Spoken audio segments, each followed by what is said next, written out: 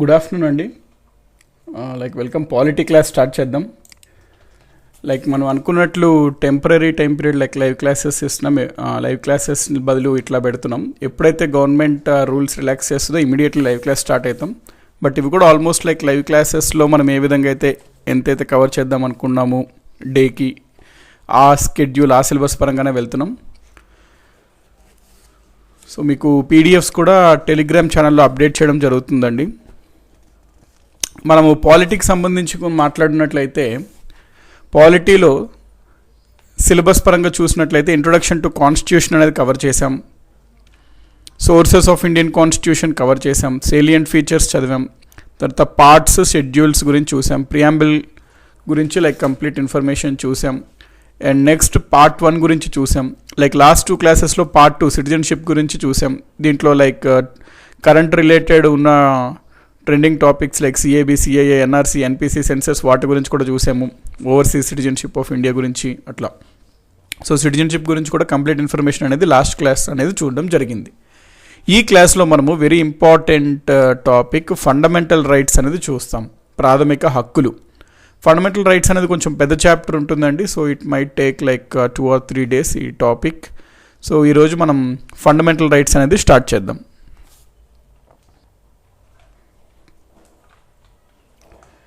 Fundamental rights గురించి మనం మాట్లాడినప్పుడు అసలు రైట్స్ అంటే ఏంటో ఫస్ట్ చూడాలి. రైట్స్ అంటే ఏంటి? హక్కులు. మనము వాడుక భాషలో కూడా వింటుంటాం, అది నా హక్కు, అవి ఎట్లా మాకు మీరు ఇవ్వకుండా ఉంటారు, అది మా బేసిక్ రైట్, అది మా హక్కు అని నార్మల్గా కూడా మనం వింటుంటాం. సో రైట్స్ అనేవి, హక్కులు అనేవి చాలా ప్రధానమైనవి. ఎందుకు అసలు హక్కులు ఉండాలి అంటే, హక్కులు ఉంటేనే ఒక వ్యక్తి స్వేచ్ఛతో ఎదగగలుగుతాడు, తన జీవితాన్ని ఫుల్ఫిల్ అనేది సంపూర్ణంగా జీవించగలుగుతాడు, నిర్బంధం లేకుండా అతను జీవించగలుగుతాడు. స్టేట్ గవర్నమెంట్ ఏదైతే ఉందో నియంత్రణ పోకుండా ఉండడానికి ఈ రైట్స్, హక్కులు అనేది ఉపయోగపడతాయి.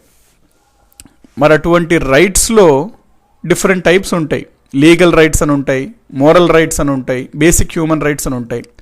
అట్లా చాలా రకాలైన రైట్స్ ఉంటాయి. అయితే అన్నిట్లో కల్లా కొన్ని రైట్స్ చాలా ప్రధానమైనవి, అవి కంపల్సరీ ఉండాలి ఒక మనిషికి. ఇవి భంగం కలిగితే మాత్రం చాలా ఇబ్బంది కలుగుతుంది ఆ మనిషి యొక్క ఎదుగుదల మీద. అందుకని చాలా రకమైన హక్కుల్లో కొన్ని హక్కులు ఏవైతే ఉంటాయో అవి చాలా ప్రధానమైనవి. వాటిని మనము ప్రాథమిక హక్కులు అంటాం, అంటే ఫండమెంటల్ రైట్స్ అంటాం వాటిని మనం. సో ఆ చాప్టర్ మనం చదువుతున్నాం, ఫండమెంటల్ రైట్స్ అనే చాప్టర్. సో మనం దీని గురించి ఇంట్రొడక్షన్ చూద్దామండి. ఇక్కడ ఏమంటున్నాడు? హక్కులు అంటే ఏంటో డెఫినేషన్ ఇస్తున్నాడు. హక్కులు అంటే ఏంటి డెఫినేషను? ప్రజల చేత కోరబడి, ప్రభుత్వం చేత గుర్తించబడి, సమాజం చేత ఆమోదించబడిన అధికారాలే హక్కులు అని అంటాము. సో రైట్స్, హక్కులు అంటే ఏమిటి అంటే ఇది డెఫినేషన్. నెక్స్ట్ హక్కుల్లో నేను మీకు చెప్పాను డిఫరెంట్ టైప్ ఆఫ్ రైట్స్ ఉంటాయని. ఒకటి మోరల్ రైట్స్ అన్నమాట, అవి నైతిక హక్కులు. మోరల్ రైట్స్, నైతిక హక్కులు అంటే ఏంటి? ప్రజల యొక్క నైతిక విలువలు, సమాజం యొక్క విలువలు ఆధారంగా గుర్తించబడిన హక్కులు కొన్ని ఉంటాయి. వాటిని మనము మోరల్ రైట్స్ అంటాం. ఎగ్జాంపుల్ ఏంటి మోరల్ రైట్స్లో? ఫర్ ఎగ్జాంపుల్ టీచర్ ఉంటే, ఉపాధ్యాయులు ఉంటే, ఉపాధ్యాయులని విద్యార్థులు గౌరవించాలి. అది ఉపాధ్యాయుల యొక్క నైతిక హక్కు, విద్యార్థుల చేత గౌరవించబడే హక్కు అన్నమాట ఉపాధ్యాయులకు ఉంటుంది. గురు సాక్షాత్ పరబ్రహ్మ అట్లా అంటారు కదండి. ఎందుకంటే ఆ ఉపాధ్యాయులకు అది నైతిక హక్కు. దీనికోసం మనము రాజ్యాంగంలో ఇచ్చి విద్యార్థులు దీన్ని అవలంబించాలి అనే సిచ్యువేషన్ రాకూడదు. ఆటోమేటిక్గా నైతికంగా, మోరల్గా ప్రతి విద్యార్థి గౌరవించాలి. వీటిని మనం మోరల్ రైట్స్ అంటాం. నెక్స్ట్ లీగల్ రైట్స్ అంటాం, చట్టబద్ధ హక్కులు. చట్టబద్ధ హక్కులు అంటే ఏంటి? ప్రభుత్వము ఆ హక్కులని గుర్తించబడి న్యాయస్థానాల ద్వారా అమలు చేయబడే హక్కుల్ని మనము లీగల్ రైట్స్ అంటాం. అంటే దీనికోసం ఒక చట్టం ఉంటుంది. ఆ చట్టం ప్రకారం ఆ పలానా హక్కులు ఒక వ్యక్తికి అనేది ఇవ్వడం జరుగుతుంది. ఒకవేళ ఎవరికైనా ఈ చట్టం ప్రతిపాదించిన హక్కు భంగం కలిగితే అతను న్యాయస్థానాలకు వెళ్ళవచ్చు. న్యాయస్థానాల ద్వారా తన హక్కుల్ని తను అమలు జరిపించుకుంటాడు. వాటిని లీగల్ రైట్స్ అంటారు, చట్టబద్ధ హక్కులు అంటారు. నెక్స్ట్ కేటగిరీ ఆఫ్ రైట్స్ హక్కులు ఏంటి అంటే హ్యూమన్ రైట్స్, అంటే మానవ హక్కులు అన్నమాట. అంటే ప్రపంచంలోని పౌరులందరికీ కులం, మతం, జాతి, లింగ, పుట్టుక, వర్గ వివక్షాలు లేకుండా కేవలం మానవుడు అనే ప్రాతిపదికన పైన గుర్తించబడిన హక్కులు ఈ మానవ హక్కులు. ఇది ఒక విశాల భావన అనమాట. ఈ హ్యూమన్ రైట్స్ ఉండాలి అనే భావన ఎప్పుడు వచ్చింది అంటే యునైటెడ్ నేషన్స్ ఆర్గనైజేషన్, ఐక్యరాజ్య సమితి డిసెంబర్ 10, 1948 రోజున universal declaration of human rights అనేది విడుదల చేసింది, జారీ చేసింది అనమాట. యూడిహెచ్ఆర్ అంటాం, universal declaration of human rights. అంటే కొన్ని హక్కులు ఉంటాయి, అవి ప్రతి మానవుడికి ఉండాలి. ఈ దేశ వ్యక్త, ఆ దేశ వ్యక్త, లేకపోతే ఈ మతమతన, ఆ మతమతన అట్లా కాదు. ఇది బేసిక్ హ్యూమన్ రైట్. ఒక హ్యూమన్ అయ్యాడు, అతను మానవుడు కాబట్టి అతనికి ఆ హక్కు ఉండాలి అనే రైట్స్ని కొన్ని ఈ రోజున ప్రతిపాదించింది యుఎన్ఓ. దాన్ని మనము universal declaration of human rights అంటాం. దానిలో చెప్పబడిన హక్కుల్నే మనము మానవ హక్కులు అని అంటాము, హ్యూమన్ రైట్స్ అని అంటాము. నెక్స్ట్, సో ఇప్పుడు మనము మోరల్ రైట్స్ చూసాము, లీగల్ రైట్స్ చూసాము, హ్యూమన్ రైట్స్ చూసాము. నెక్స్ట్ ఫండమెంటల్ రైట్స్ చూద్దాం, ప్రాథమిక హక్కులు. ఒక మానవుడు సంపూర్ణ అభివృద్ధికి, వ్యక్తిత్వ వికాసానికి కావలసిన కనీస హక్కులనే మనము ప్రాథమిక హక్కులు అని అంటారు. సో రేపొద్దున ఎవరన్నా మిమ్మల్ని ప్రాథమిక హక్కులు, ఫండమెంటల్ రైట్స్ అంటే ఏమిటి అని అడిగితే ఈ డెఫినేషన్ మీరు ఇవ్వాలి. ఏంటి డెఫినేషన్? ఏ రైట్స్ అయితే ఒక మనిషి యొక్క అభివృద్ధికి, డెవలప్మెంట్కి మరియు వ్యక్తిత్వ వికాసానికి, పర్సనాలిటీని డెవలప్ చేసుకోవడం కోసం ఉపయోగపడే రైట్స్ని ఫండమెంటల్ రైట్స్ అంటాము. ఇవి ఫండమెంటల్, ప్రాథమికం అని ఎందుకు అన్నాము అంటే ఈ రైట్స్ లేకుండా, ఈ హక్కులు లేకుండా అతను తన జీవితాన్ని సంపూర్ణంగా తను స్వేచ్ఛతో జీవించలేడు. ఇవి చాలా ప్రధానమైనవి, అందుకే ప్రాథమిక హక్కులు అన్నాము. అయితే మన రాజ్యాంగం పరంగా చూసుకున్నట్లయితే ఆర్టికల్స్ 12 నుంచి ఆర్టికల్ 35 వరకు పార్ట్ 3లో ఈ ఫండమెంటల్ రైట్స్ అనేవి చేర్చడం జరిగింది. ఇక్కడ ఏమంటున్నాడు, మన రాజ్యాంగంలోని 12 నుంచి 35 వరకు గల నిబంధనలు అన్న అధికరణలు అన్న ఆర్టికల్స్ అండి meaning. So 12 to 35 articles fundamental rights గురించి పేర్కొంటాయని అంటున్నాడు. అయితే కొంతమంది ఈ ఫండమెంటల్ రైట్స్ పైన కొన్ని స్టేట్మెంట్స్ ఇస్తారండి, కమెంట్స్. అవి ఇంపార్టెంట్, డైరెక్ట్గా ఎగ్జామినేషన్లో అడుగుతున్నాడు. వీరు చాలా గొప్పవారండి, అంటే ఏదో ఈజీగా ఏదో కొంత ర్యాండమ్గా ఒక వాక్యం ఫండమెంటల్ రైట్స్ గురించి చెప్పేసింది కాదు. వీళ్ళు ఎంతో పరిశోధించి, ఎంతో విశ్లేషణ చేసి, ఎంతో అనుభవంతో వాళ్ళు ప్రాథమిక హక్కులపైన ఒక వ్యాఖ్యం చేసినప్పుడు దానికి ఎంతో వెయిట్ ఉంటుంది అనమాట. It carries enormous weight. మనం అందుకనే ఆ వ్యాఖ్యల్ని చాలా ఇంపార్టెంట్గా పరిగణించాలి. ఎందుకంటే ఎసెన్స్ అనమాట. అతనికి మొత్తం ప్రాథమిక హక్కుల మీద ఒక వాక్యం, ఒక సెంటెన్స్ రూపంలో రాసి ఇచ్చాడు అతను. కాబట్టి డెఫినెట్లీ ఇట్ హ్యాస్ సెన్స్. అందుకనే మనము అట్లాంటి కామెంట్స్ని గుర్తించాలి. ఎగ్జామినర్కి కూడా తెలుసు ఇవి ఎంత ఇంపార్టెంట్. ఎవరైనా వ్యక్తి ఒక టాపిక్ పైన ఒక స్టేట్మెంట్ ఇస్తే అందుకనే వీటిని అడుగుతున్నాడు ఎగ్జామినర్ కూడా. Because he knows, he realizes the value of the statements given by eminent persons on a particular topic. HJ Laski అనే ఒక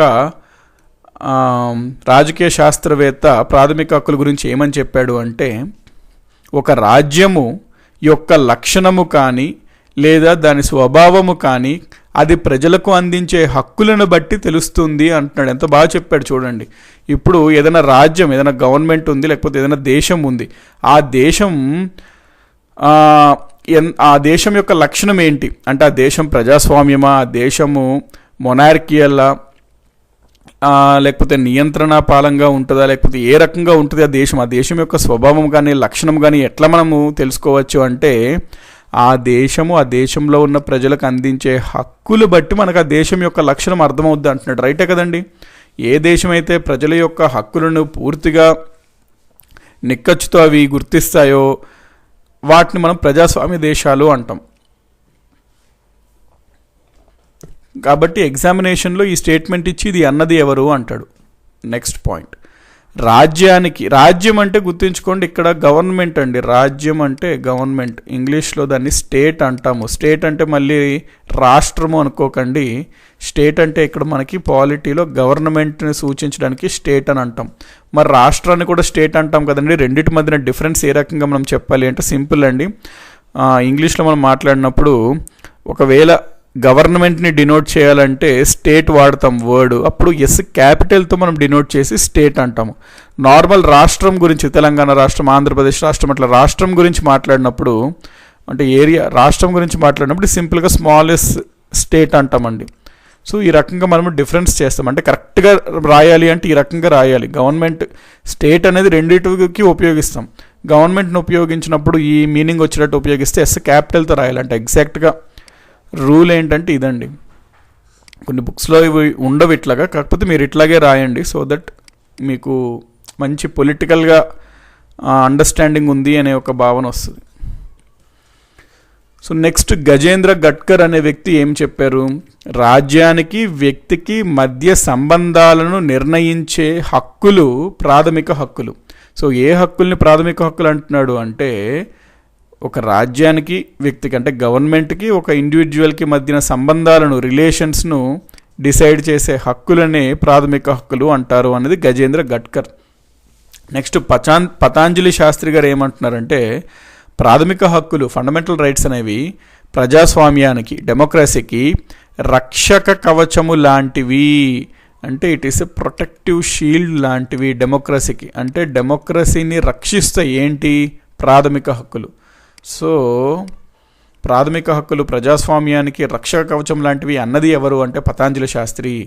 Patanjali Shastri describes fundamental rights as the protective shield of democracy. Next Nehru garu ఏమన్నారో చూద్దాం. ప్రాథమిక హక్కులు రాజ్యాంగానికి ఆత్మ మరియు అంతరంగం లాంటివి, వెరీ ఇంపార్టెంట్. సో ఇక్కడ నెహ్రూ ఏమంటున్నాడంటే heart and soul of the constitution. So Nehru ప్రకారం దేనిని మన కాన్స్టిట్యూషన్ యొక్క హార్ట్ అండ్ సోల్గా వర్ణించారు అంటాడు ఎగ్జామ్లో. సో నెహ్రూ గారు ప్రాథమిక హక్కులని రాజ్యాంగం యొక్క హార్ట్ అండ్ సోల్గా అభివర్ణించారు. ఆత్మ మరియు అంతరంగం లాంటివి అని అతను వర్ణించారు ప్రాథమిక హక్కులని. నెక్స్ట్ అయితే రాజ్యాంగ నిర్మాతలు ఎవరైతే ఉన్నారో వారు మన ప్రాథమిక హక్కులను రచించటంలో క్రింద రాజ్యాంగాల ద్వారా స్ఫూర్తి పొందారు. మనం చూసాం, మన రాజ్యాంగాన్ని తయారు చేసినప్పుడు అనేక దేశాల యొక్క రాజ్యాంగాలను వీరు పరిశీలించి వాటిలో ఏ విధంగా మన భారతదేశంలో అవలంబిస్తే, అంటే మన భారతదేశంకి సూట్ అయ్యే విధంగా దాంట్లో మార్పులు చేర్పులు చేసి దానికి ఇండియన్ ఫ్లేవర్ని కలిపి వాటిని మనము మన రాజ్యాంగంలోనే పొందుపరుచుకున్నాము. తప్పేం లేదండి. డిఫరెంట్ దేశాల మధ్యలో బారో చేసుకున్నాము ఫీచర్స్ అంటే తప్పేం లేదు. అంబేద్కర్ని కూడా ఇదే క్వశ్చన్ అడిగారు అప్పుడు డిస్కషన్స్లో. మీరు బోలెడు కాన్స్టిట్యూషన్స్ రాజ్యాంగాల్లో నుంచి చాలా గ్రహించి పెట్టారు కదా, ఈ సింపుల్ కాపీ పేస్ట్ లాంటిది కదా, దానికి మీరేమీ బ్యాడ్గా ఫీల్ అవ్వట్లేదని అడిగితే అంబేద్కర్ బ్యాడ్ కాదండి, నేను ఇన్ఫ్యాక్ట్ చాలా గ్రేట్గా ఫీల్ అవుతున్నాను. ఎందుకంటే ఒక దగ్గర ఆల్రెడీ ఆ దేశం ఎన్నో కాలం నుంచి స్వాతంత్రం ఉండి ఎంతో కాలంగా అంటే ప్రాక్టీస్లో ఉంటుండగా మార్పులు చేర్పులు చేసి వాళ్ళు తయారు చేసుకున్న రాజ్యాంగాలు అవి. డెఫినెట్గా వారి అనుభవంలో తీసుకోవడంలో తప్పేముందండి. ఇంకొకటి, ఒకళ్ళ దగ్గర మనం నేర్చుకోవడం అనేది చాలా గొప్ప విషయమే, అందులో తప్పేముందండి, అందులో బ్యాడ్ ఏముంది. నేర్చుకోవడం ముఖ్యమైన విషయం. అది వేరే వాళ్ళ దగ్గర తీసుకోకపోతే మనకి పుట్టగానే అన్నీ తెలిసేవి కదా, వేరేదో. సో ఆబ్వియస్లీ చాలా కాన్స్టిట్యూషన్స్ని తీసుకొని చేస్తే తప్పేముంది అని అంబేద్కర్ అన్నారు. దాంతోపాటు ఏం చెప్పారు, మేము యాజ్ ఇట్ ఈస్ అక్కడ ఉన్నది ఉన్నట్టు ఇక్కడ మన భారతదేశం రాజ్యాంగంలోని పెట్టలేదు. అక్కడ ఉన్న భావాలను అర్థం చేసుకొని వాటిని చదివి విశ్లేషించి చర్చించి వాటిని ఏ విధంగా అయితే భారతదేశంలో అవలంబిస్తే మన భారతదేశానికి సూట్ అయ్యే విధంగా ఎటువంటి మార్పులు చేర్పులు చేసి ఎట్లా పొందుపరచాలని చాలా చేసిన తర్వాత దానికి చాలా ఇండియనైజ్ చేసి వాటిని మేము పొందుపరిచాము. So what we have done is a very good thing అని రిప్లై ఇవ్వడం జరిగింది. సో మనము మన రాజ్యాంగంలోని ప్రాథమిక హక్కులు రచించడంలో వేటి నుంచి స్ఫూర్తి పొందాము, సోర్సెస్ ఎక్కడెక్కడి నుంచి ఏమేమి గ్రహించాము అంటే, ఫండమెంటల్ రైట్స్ని ప్రథమంగా ఏ దేశం నుంచి గ్రహించామో అని క్వశ్చన్ అడుగుతాడండి. చాలా అంటే వెరీ ఇంపార్టెంట్ క్వశ్చన్ ఇది. క్లీష్ క్వశ్చన్ అనమాట, అంటే చాలా ఎగ్జామినేషన్లు అడిగిన క్వశ్చన్ ఇది. అంటే అమెరికా అని పెట్టాలి, రైట్స్ అంటే అమెరికా, డ్యూటీస్ విధులు అంటే రష్యా, అది గుర్తుపెట్టుకోవాలి మనం. అయితే అమెరికా రాజ్యాంగం ఉంటుందండి, అమెరికా రాజ్యాంగంలో బిల్ ఆఫ్ రైట్స్ అని ఉంటుంది, వాళ్ళు 1791లోనే అది పబ్లిష్ చేశారు. దాని నుంచి మనం చాలా స్ఫూర్తి పొందాం మన ప్రాథమిక హక్కులను రచించడంలో. వాటితో పాటు 1215 ADలో కింగ్ జాన్, అక్కడ బ్రిటన్లో ఇంగ్లాండ్లో కింగ్ జాన్ అనే వ్యక్తి నేను ప్రజలకి ఈ రకమైన హక్కులను ఇద్దామనుకుంటున్నాను అని ఒక స్టేట్మెంట్ ఇస్తాడండి, ఒక డాక్యుమెంట్ అనమాట, ఇది ఒక శ్వేతపత్రం లాంటిది. దీన్నే మనము మ్యాగ్నా కార్టా అంటాము. ఇది వెరీ ఇంపార్టెంట్ డాక్యుమెంట్. చూడండి 1215 AD అంటే చాలా ఓల్డ్ టైం ఇది. ఈ టైంలో మన భారతదేశం ఇంకా రాజులు ఆ టైంలో పరిపాలిస్తున్నారనమాట. ఆ టైంలోనే ఇంగ్లాండ్, బ్రిటన్ ప్రాథమిక ఈ హక్కుల్ని మీకు ఇస్తున్నాము అని ఒక టైప్ ఆఫ్ రాజ్యాంగం లాంటిది ఇచ్చింది ఆ టైంలోనే.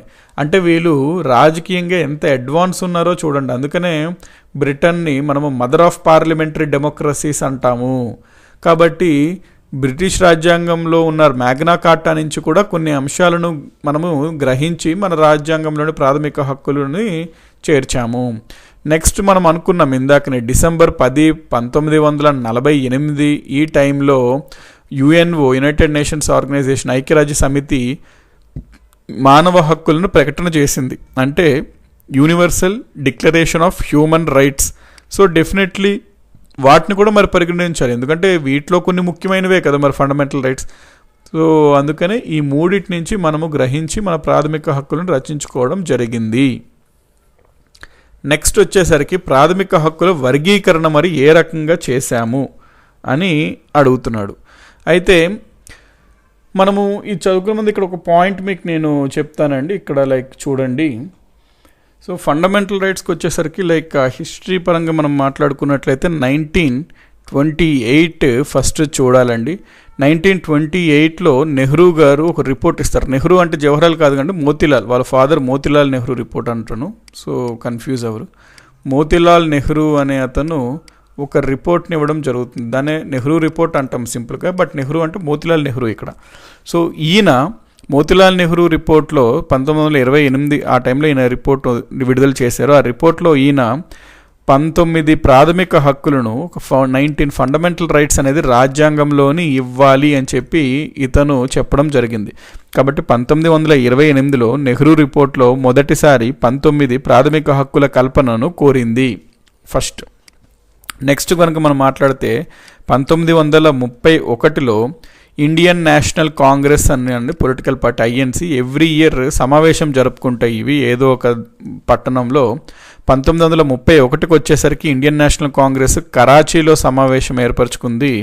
సో 1931 కరాచీలో ఇండియన్ నేషనల్ కాంగ్రెస్ ప్రాథమిక హక్కుల తీర్మానం ఆమోదం తెలిపిందండి. అంటే ఈ రిపోర్ట్ ఏదైతే ఉందో ప్రాథమిక హక్కులకు సంబంధించి ఈ తీర్మానము ఆమోదం తెలిపింది ఐఎన్సి ఈ సెషన్లో. సో అడుగుతాడండి క్వశ్చన్, మోతీలాల్ నెహ్రూ రిపోర్ట్ చెప్పిన 19 ఫండమెంటల్ రైట్స్ని కలిపిన తీర్మానంని ఐఎన్సి ఏ సమావేశంలో ఆమోదం తెలిపింది? 1931 సమావేశంలో ఆమోదం తెలిపింది. 1931 ఐఎన్సి సెషన్ ఏ పట్టణంలో జరిగింది? కరాచీ పట్టణంలో జరిగింది. అయితే దీనికి సంబంధించి కంప్లీట్ ఇన్ఫర్మేషన్ మనం మోడర్న్ హిస్టరీలో చూస్తామండి. సో డోంట్ వర్రీ, లైక్ ప్రస్తుతానికి గుర్తుంచుకోండి, ఐఎన్సీ అనేది ఒక పొలిటికల్ పార్టీ, ప్రతి సంవత్సరం ఒక పట్టణంలో సమావేశం ఏర్పరచుకుంటుంది. అదేవిధంగా 1931లో ఇండియన్ నేషనల్ కాంగ్రెస్ కరాచీలో సమావేశం ఏర్పరచుకుంది. ఈ సమావేశంలో ఈ ప్రాథమిక హక్కులకు సంబంధించిన తీర్మానాన్ని ఆమోదించింది. అది సెకండ్ పాయింట్. థర్డ్ పాయింట్కి వచ్చేసరికి మన భారత రాజ్యాంగ పరిషత్ అంటే ఇండియా కాన్స్టిట్యూషన్, భారత రాజ్యాంగం తయారు చేయడం కోసం మనం ఒక రాజ్యాంగ పరిషత్ కాన్స్టిట్యూయెంట్ అసెంబ్లీని ఏర్పరచుకున్నాము. అయితే ఈ కాన్స్టిట్యూయెంట్ అసెంబ్లీలో డిఫరెంట్ టాపిక్స్ని డిఫరెంట్ గ్రూప్ ఆఫ్ పీపుల్ కమిటీకి ఇవ్వడం జరిగింది. సో దట్ ఆ పర్టికులర్ అంశం పైన ఈ కమిటీ చర్చించి చాలా దానిపైన రీసెర్చ్ చేసి విశ్లేషణ చేసి దానిపైన బెటర్గా వీళ్ళు డ్రాఫ్ట్ ముసాదాను తయారు చేస్తారని చెప్పి చాలా కమిటీలను ఏర్పాటు చేయడం జరిగింది. అందులో ఒక కమిటీ వచ్చేసరికి ప్రాథమిక హక్కుల committee, committee on fundamental rights, committee on fundamental rights అని ఒక కమిటీ ఉంటుంది. అయితే ఈ కమిటీకి చైర్మన్గా ఎవరిని నియమించడం జరిగింది అంటే సర్దార్ వల్లభాయ్ పటేల్. వెరీ ఇంపార్టెంట్ అండి. కమిటీ ఆన్ ఫండమెంటల్ రైట్స్ అంటాం, లేకపోతే రైట్స్ కమిటీ అని కూడా అంటారు దీన్ని, హక్కుల కమిటీ. సో చైర్మన్ వచ్చేసరికి సర్దార్ వల్లభాయ్ పటేల్. ఇది థర్డ్ పాయింట్. అంటే మన భారత రాజ్యాంగ పరిషత్ ప్రాథమిక హక్కులపై కమిటీ వేసింది. ఆ కమిటీ యొక్క చైర్మన్ సర్దార్ వల్లభాయ్ పటేల్. నెక్స్ట్ ఇది లైక్ బేసిక్ ఇంట్రొడక్షన్ అండి. దాని తర్వాత మన రాజ్యాంగ పరిషత్ రాజ్యాంగం తయారు చేసి నవంబర్ 26, 1949 ఆమోదం తెలిపింది. జనవరి 26, 1950 అమల్లోకి వచ్చింది. సో మన రాజ్యాంగంలోని పార్ట్ 3లో ఆర్టికల్స్ 12 నుంచి 35 వరకు ప్రాథమికుల్ని పొందుపరిచారు. ఇప్పుడు మనం డైరెక్ట్గా ప్రాథమిక హక్కుల గురించి వెళ్ళిపోదాం. సో మనం ప్రాథమిక హక్కుల్ని ఏ విధంగా వర్గీకరించవచ్చు? మనం ఏమనుకున్నాము, పార్ట్ 3లో 12 నుంచి 35 వరకు ప్రాథమిక హక్కులు ఉంటాయి అనుకున్నాం. అయితే 12 దేని గురించి చెప్తుంది, 13 దేని గురించి చెప్తుంది, ఒక్కొక్క ఆర్టికల్ మనం చూస్తుంటామండి. ఎందుకంటే మీకు ఒక క్లియర్ కట్ నాలెడ్జ్ వస్తుంది పాలిటీ పైన. ఎందుకంటే ఇది తెలియాలి, లైక్ ప్రతి వ్యక్తికి మన దేశంలో ఉన్నప్పుడు మన రాజ్యాంగం పైన అవగాహన ఉండాలి. కాబట్టి మోర్ సో ఫండమెంటల్ రైట్స్ గురించి ప్రతి ఆర్టికల్ పైన బేసిక్ ఐడియా అతనికి ఉండాలి. కాబట్టి ప్రతి ఆర్టికల్ని మనం చూడడం జరుగుతుంది ఇక్కడ. As far as fundamental rights is concerned మనం అట్లాగే పార్ట్ 1, పార్ట్ 2లో కూడా ఎవ్రీ ఆర్టికల్ డీల్ చేయడం జరిగిందండి. అదేవిధంగా పార్ట్ 3లో కూడా ఎవ్రీ ఆర్టికల్ మనం డీల్ చేస్తాము. సో దట్ మీకు ఏంటి అంటే ఎవ్రీ ఆర్టికల్ యొక్క మీనింగ్ తెలుస్తుంది. పాలిటీ పైన మంచి పాలిటీ మరియు రాజ్యాంగం పైన ఒక మంచి కమాండ్ వస్తుంది. ఇప్పుడు ప్రాథమిక హక్కుల్ని ఏ విధంగా వర్గీకరిస్తామంటే మనము 12, 13లో డైరెక్ట్గా ఏ హక్కుల గురించి చెప్పమండి, అది మేము దేని గురించి ఉంటాయో చూద్దాం మనం ఇప్పుడే. అయితే మన హక్కులు డైరెక్ట్గా చెప్పేది 14 నుంచి మొదలవుతాయి. సో 14 ఆర్టికల్ 14, 15, 16, 17, 18 ఆ ఆర్టికల్స్ అంటే ఆర్టికల్ 14 నుంచి 18 సమానత్వ హక్కుల గురించి పేర్కొంటాయి. కాబట్టి ప్రస్తుతం ప్రాథమిక హక్కులు 6 రకాలుగా వర్గీకరించబడ్డాయి. So at present fundamental rights are categorized into 6 categories అనమాట. ఇక్కడ మీరు చూస్తున్నారు కదా, 1, 2, 3, 4, 5, 6 కేటగిరీలుగా వర్గీకరించారు, 6 రకాలుగా. ప్రారంభంలో మన రాజ్యాంగంలోని 7 రకాలుగా వర్గీకరించబడ్డాయండి. ఇంకోటి 7వది కూడా ఉండేది, దాన్ని మనము రైట్ టు ప్రాపర్టీ అంటాము. అయితే రైట్ టు ప్రాపర్టీని తీసేశారండి. ఇది తీసేయడం వల్ల ఇప్పుడు ప్రస్తుతానికైతే మనకి 6 రకాలుగానే ప్రాథమిక హక్కులు అనేవి వర్గీకరించబడ్డాయి. సో ఏంటి 6 రకాలు అంటే, మొదటి రకం రైట్ టు ఈక్వాలిటీ అంటే సమానత్వపు హక్కు. ఇవి 14 నుంచి 18 ఆర్టికల్స్ వరకు ఉంటాయి. నెక్స్ట్ రైట్ టు ఫ్రీడమ్, ఇది 19 నుంచి 22 వరకు అంటే స్వేచ్ఛ స్వాతంత్రపు హక్కు. నెక్స్ట్ రైట్ అగెనెస్ట్ ఎక్స్ప్లాయిటేషన్, ఇది 23, 24 2 ఆర్టికల్స్ దీని గురించి చెప్తాయి. అండ్ రైట్ అగెనెస్ట్ ఎక్స్ప్లాయిటేషన్ అంటే ఏంది, పీడనను నిరోధించే హక్కు. పీడన అంటే ఎక్స్ప్లాయిటేషన్ అండి. సో ఎక్స్ప్లాయిటేషన్ మీనింగ్ ఏంటి, లైక్ ఏమేమి అంశాలు ఎక్స్ప్లాయిటేషన్ కింద పరిగణించబడతాయి అవన్నీ మనం ఈ ఆర్టికల్స్ చదువుతున్నప్పుడు చదువుతాము. ప్లస్ దోపిడీ, ఎక్స్ప్లాయిటేషన్ అంటే దోపిడీ, పీడించడం అనమాట. సో దాని నుంచి నిరోధించే హక్కు ఇది. Next right to freedom of religion, మత స్వాతంత్రపు హక్కు. దీనికి సంబంధించి ఆర్టికల్స్ 25 నుంచి 28 వరకు 25 నుంచి 28 వరకు డీల్ చేస్తాయి. అదేవిధంగా కల్చరల్ అండ్ ఎడ్యుకేషనల్ రైట్స్ ఉంటాయి. అంటే ఇవి మైనారిటీస్కి సంబంధించిందండి, మైనారిటీస్కి. సో మైనారిటీస్కి విద్య మరియు సాంస్కృతిక హక్కుల గురించి తెలిపే ఆర్టికల్ ఏది అంటే 29 మరియు 30. నెక్స్ట్ 32 వచ్చేసరికి right to constitutional remedies, very important article అండి ఇది. ఇందులోనే రిట్స్ అనేది మనం చదువుతాము. So right to constitutional remedies వచ్చేసరికి ఆర్టికల్ 32 రాజ్యాంగ పరిరక్షణ హక్కుగా మనం పేర్కొంటాము. So right to constitutional remedies ఇవి కేటగరైజేషన్ ఆఫ్ ఫండమెంటల్ రైట్స్. ఎన్ని కేటగిరీస్ ఉన్నాయంటే 6 కేటగిరీస్ ఉన్నాయి. ముందు ఎన్ని ఉండేవి అంటే 7 ఉండేవి. 7లో ఒకరిని రైట్ టు ప్రాపర్టీని తీసివేయడం జరిగింది, అందుకే ప్రస్తుతానికి 6 ఉన్నాయి. సో ఈ 6 ఏంటంటే ఇవి కూడా ఇవన్నీ గుర్తుపెట్టుకోవాలండి కంపల్సరీ. సమానత్వపు ఎక్కడి నుంచి ఎక్కడి వరకు సమానత్వపు, ఎక్కడి నుంచి ఎక్కడి వరకు స్వేచ్ఛ, ఎక్కడి నుంచి ఎక్కడి వరకు పీడన నిరోధించడము, మతపరంగా, మైనారిటీలకు విద్య మరియు సాంస్కృతిక, రాజ్యాంగ పరిరక్షణ హక్కు, ఇవన్నీ చూద్దాం. ఇందులో ఇప్పుడు మనం ఫస్ట్ ఆర్టికల్ 12తో మొదలవుతుంది అని మనం అనుకున్నాం కదా. సో ఆర్టికల్ 12 అంటే ఏంటో చూద్దాం. ఇక్కడ మనకి ప్రాథమిక హక్కుల్లో మనము ఆర్టికల్స్ చదువుతున్నప్పుడు రాజ్యము ఇది చేయకూడదు, లేకపోతే రాజ్యం ఇది చేయాలి, రాజ్యం ఈ రక్షణను కల్పించాలి, అట్లాగా మనకి స్టేట్ అని చెప్పడం జరుగుతుంటుంది చాలా ఆర్టికల్స్లో. అంటే స్టేట్ అంటే ఏంటి, ఇక్కడ రాజ్యం అంటే గవర్నమెంట్. సో గవర్నమెంట్ ఈ పనులు చేయాలి, గవర్నమెంట్ ఈ పనులు చేయకూడదు, గవర్నమెంట్ ఇవి నియంత్రించాలి, అట్లా రకరకాలుగా మనకి ప్రతి ఆర్టికల్లో గవర్నమెంట్కి స్టేట్, రాజ్యము అని చెప్పడం జరుగుతుంటుంది. అయితే మనకి ఫస్ట్ ఆఫ్ ఆల్ అవును బాబు అసలు గవర్నమెంట్ అంటే ఏంటి, రాజ్యం అంటే ఏంటి, ఏవేవి గవర్నమెంట్ రాజ్యం కింద వస్తాయి అని తెలిస్తేనే కదా నాకు రాజ్యం ఇది చెయ్యాలి, రాజ్యం ఇది చేయకూడదు అంటే మనకి ఒక క్లియర్గా అర్థమవుతుంది. సో ఎవరెవరు వస్తారు అనేది మనకి తెలియాలి రాజ్యం కింద. సో స్టేట్ యొక్క డెఫినేషన్ ఇచ్చే ఆర్టికలే ఆర్టికల్ 12. సో ఆర్టికల్ 12కి సింపుల్గా గుర్తుపెట్టుకోండి, ఆర్టికల్ 12 డిఫైన్స్ స్టేట్ అని గుర్తుపెట్టుకోండి. అంటే స్టేట్కి నిర్వచనం ఇస్తుంది ఆర్టికల్ 12. స్టేట్ అంటే ఇక్కడ ప్రభుత్వము. సో 12వ నిబంధన ఆర్టికల్ 12 ఏం చెప్తుంది, రాజ్యం గురించి అంటే స్టేట్ గురించి, గవర్నమెంట్ గురించి నిర్వచిస్తుంది, మరియు ప్రాథమిక హక్కుల నిర్వచనం గురించి కూడా పేర్కొంటుంది. అంటే ఇది 2 డెఫినేషన్లు ఇస్తుంది. ఒకటి రాజ్యం గురించి అంటే స్టేట్ గురించి, గవర్నమెంట్ గురించి. నెక్స్ట్ ఫండమెంటల్ రైట్స్ యొక్క డెఫినేషన్ కూడా మనకి ఆర్టికల్ 12 అనేది అందిస్తుంది.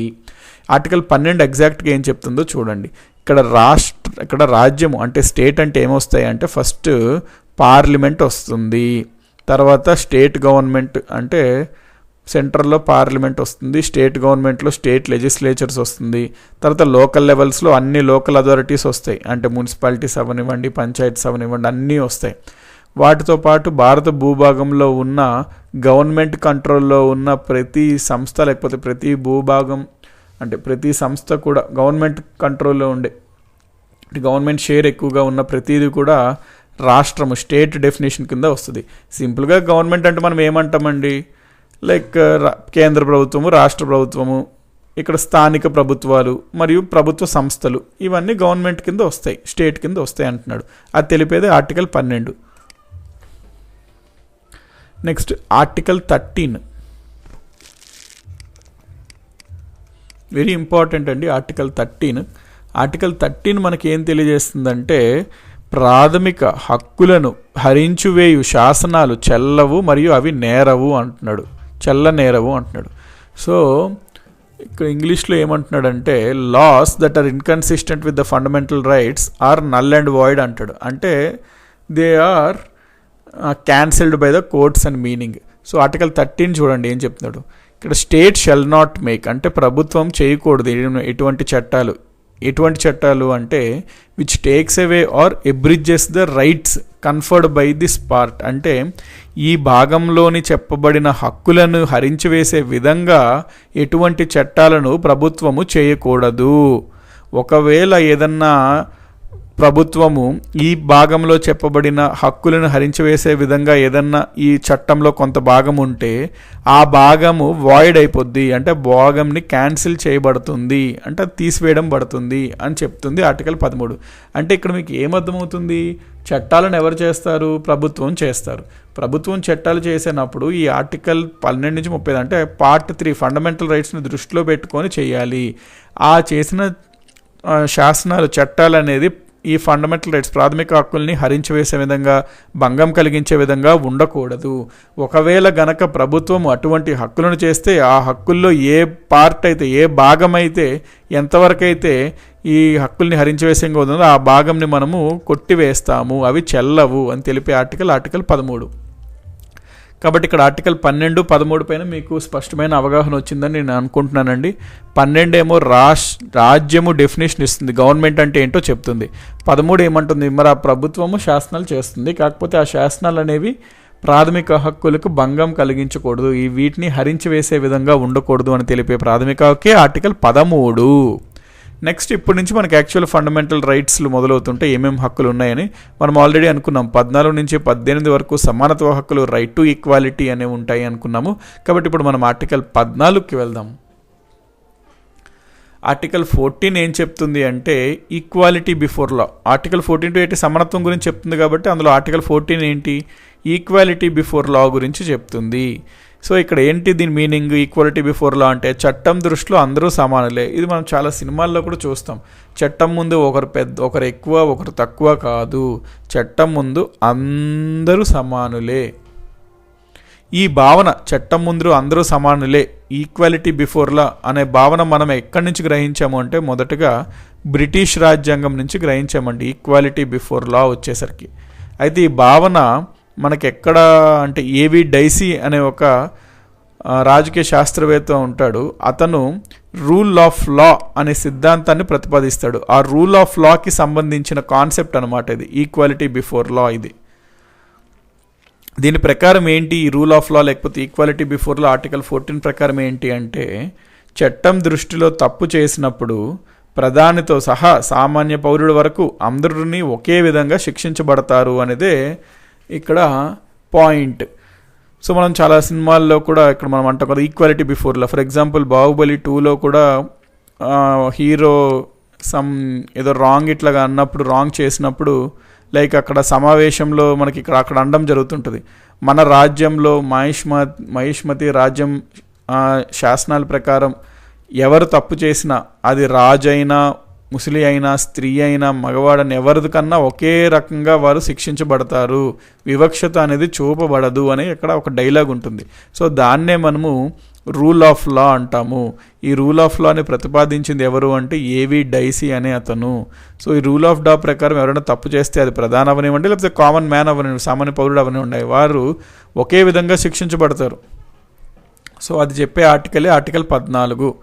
సో ఆర్టికల్ 14 దేని గురించి చెప్తుంది అంటే రూల్ ఆఫ్ లా గురించి చెప్తుంది. At the same time equality before law గురించి చెప్తుంది.